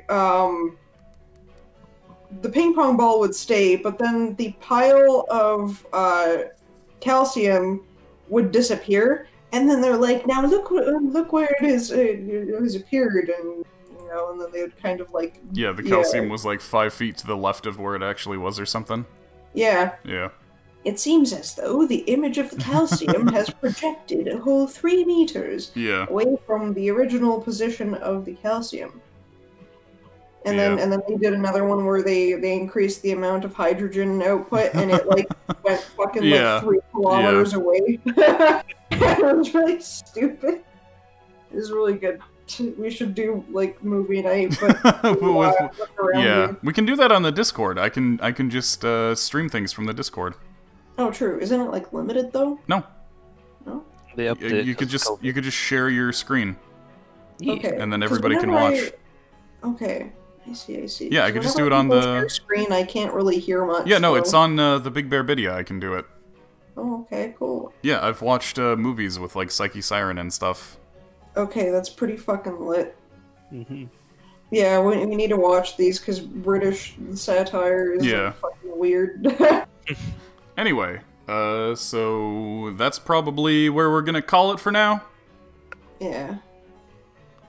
We got plot done. You guys have directions as to where to go. Oh yeah, you never asked anybody how to any ideas about the gnolls or anything, and the lizard folk. But I guess we can get their perspective on that at a later date.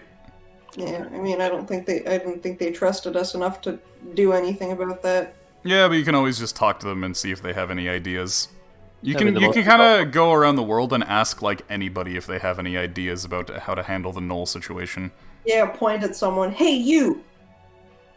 Shut your mouth and take a look at my wad. Yeah. Loads of money. Whop your wad, whop your wad, whop your wad on the counter. I was salty. Aw. Aw.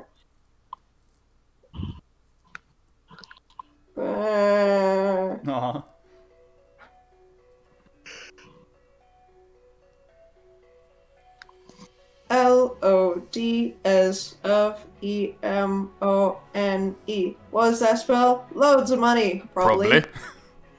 Oh, yeah. Anyway, thank you guys for watching. This has been Dongons and Dargons for this week.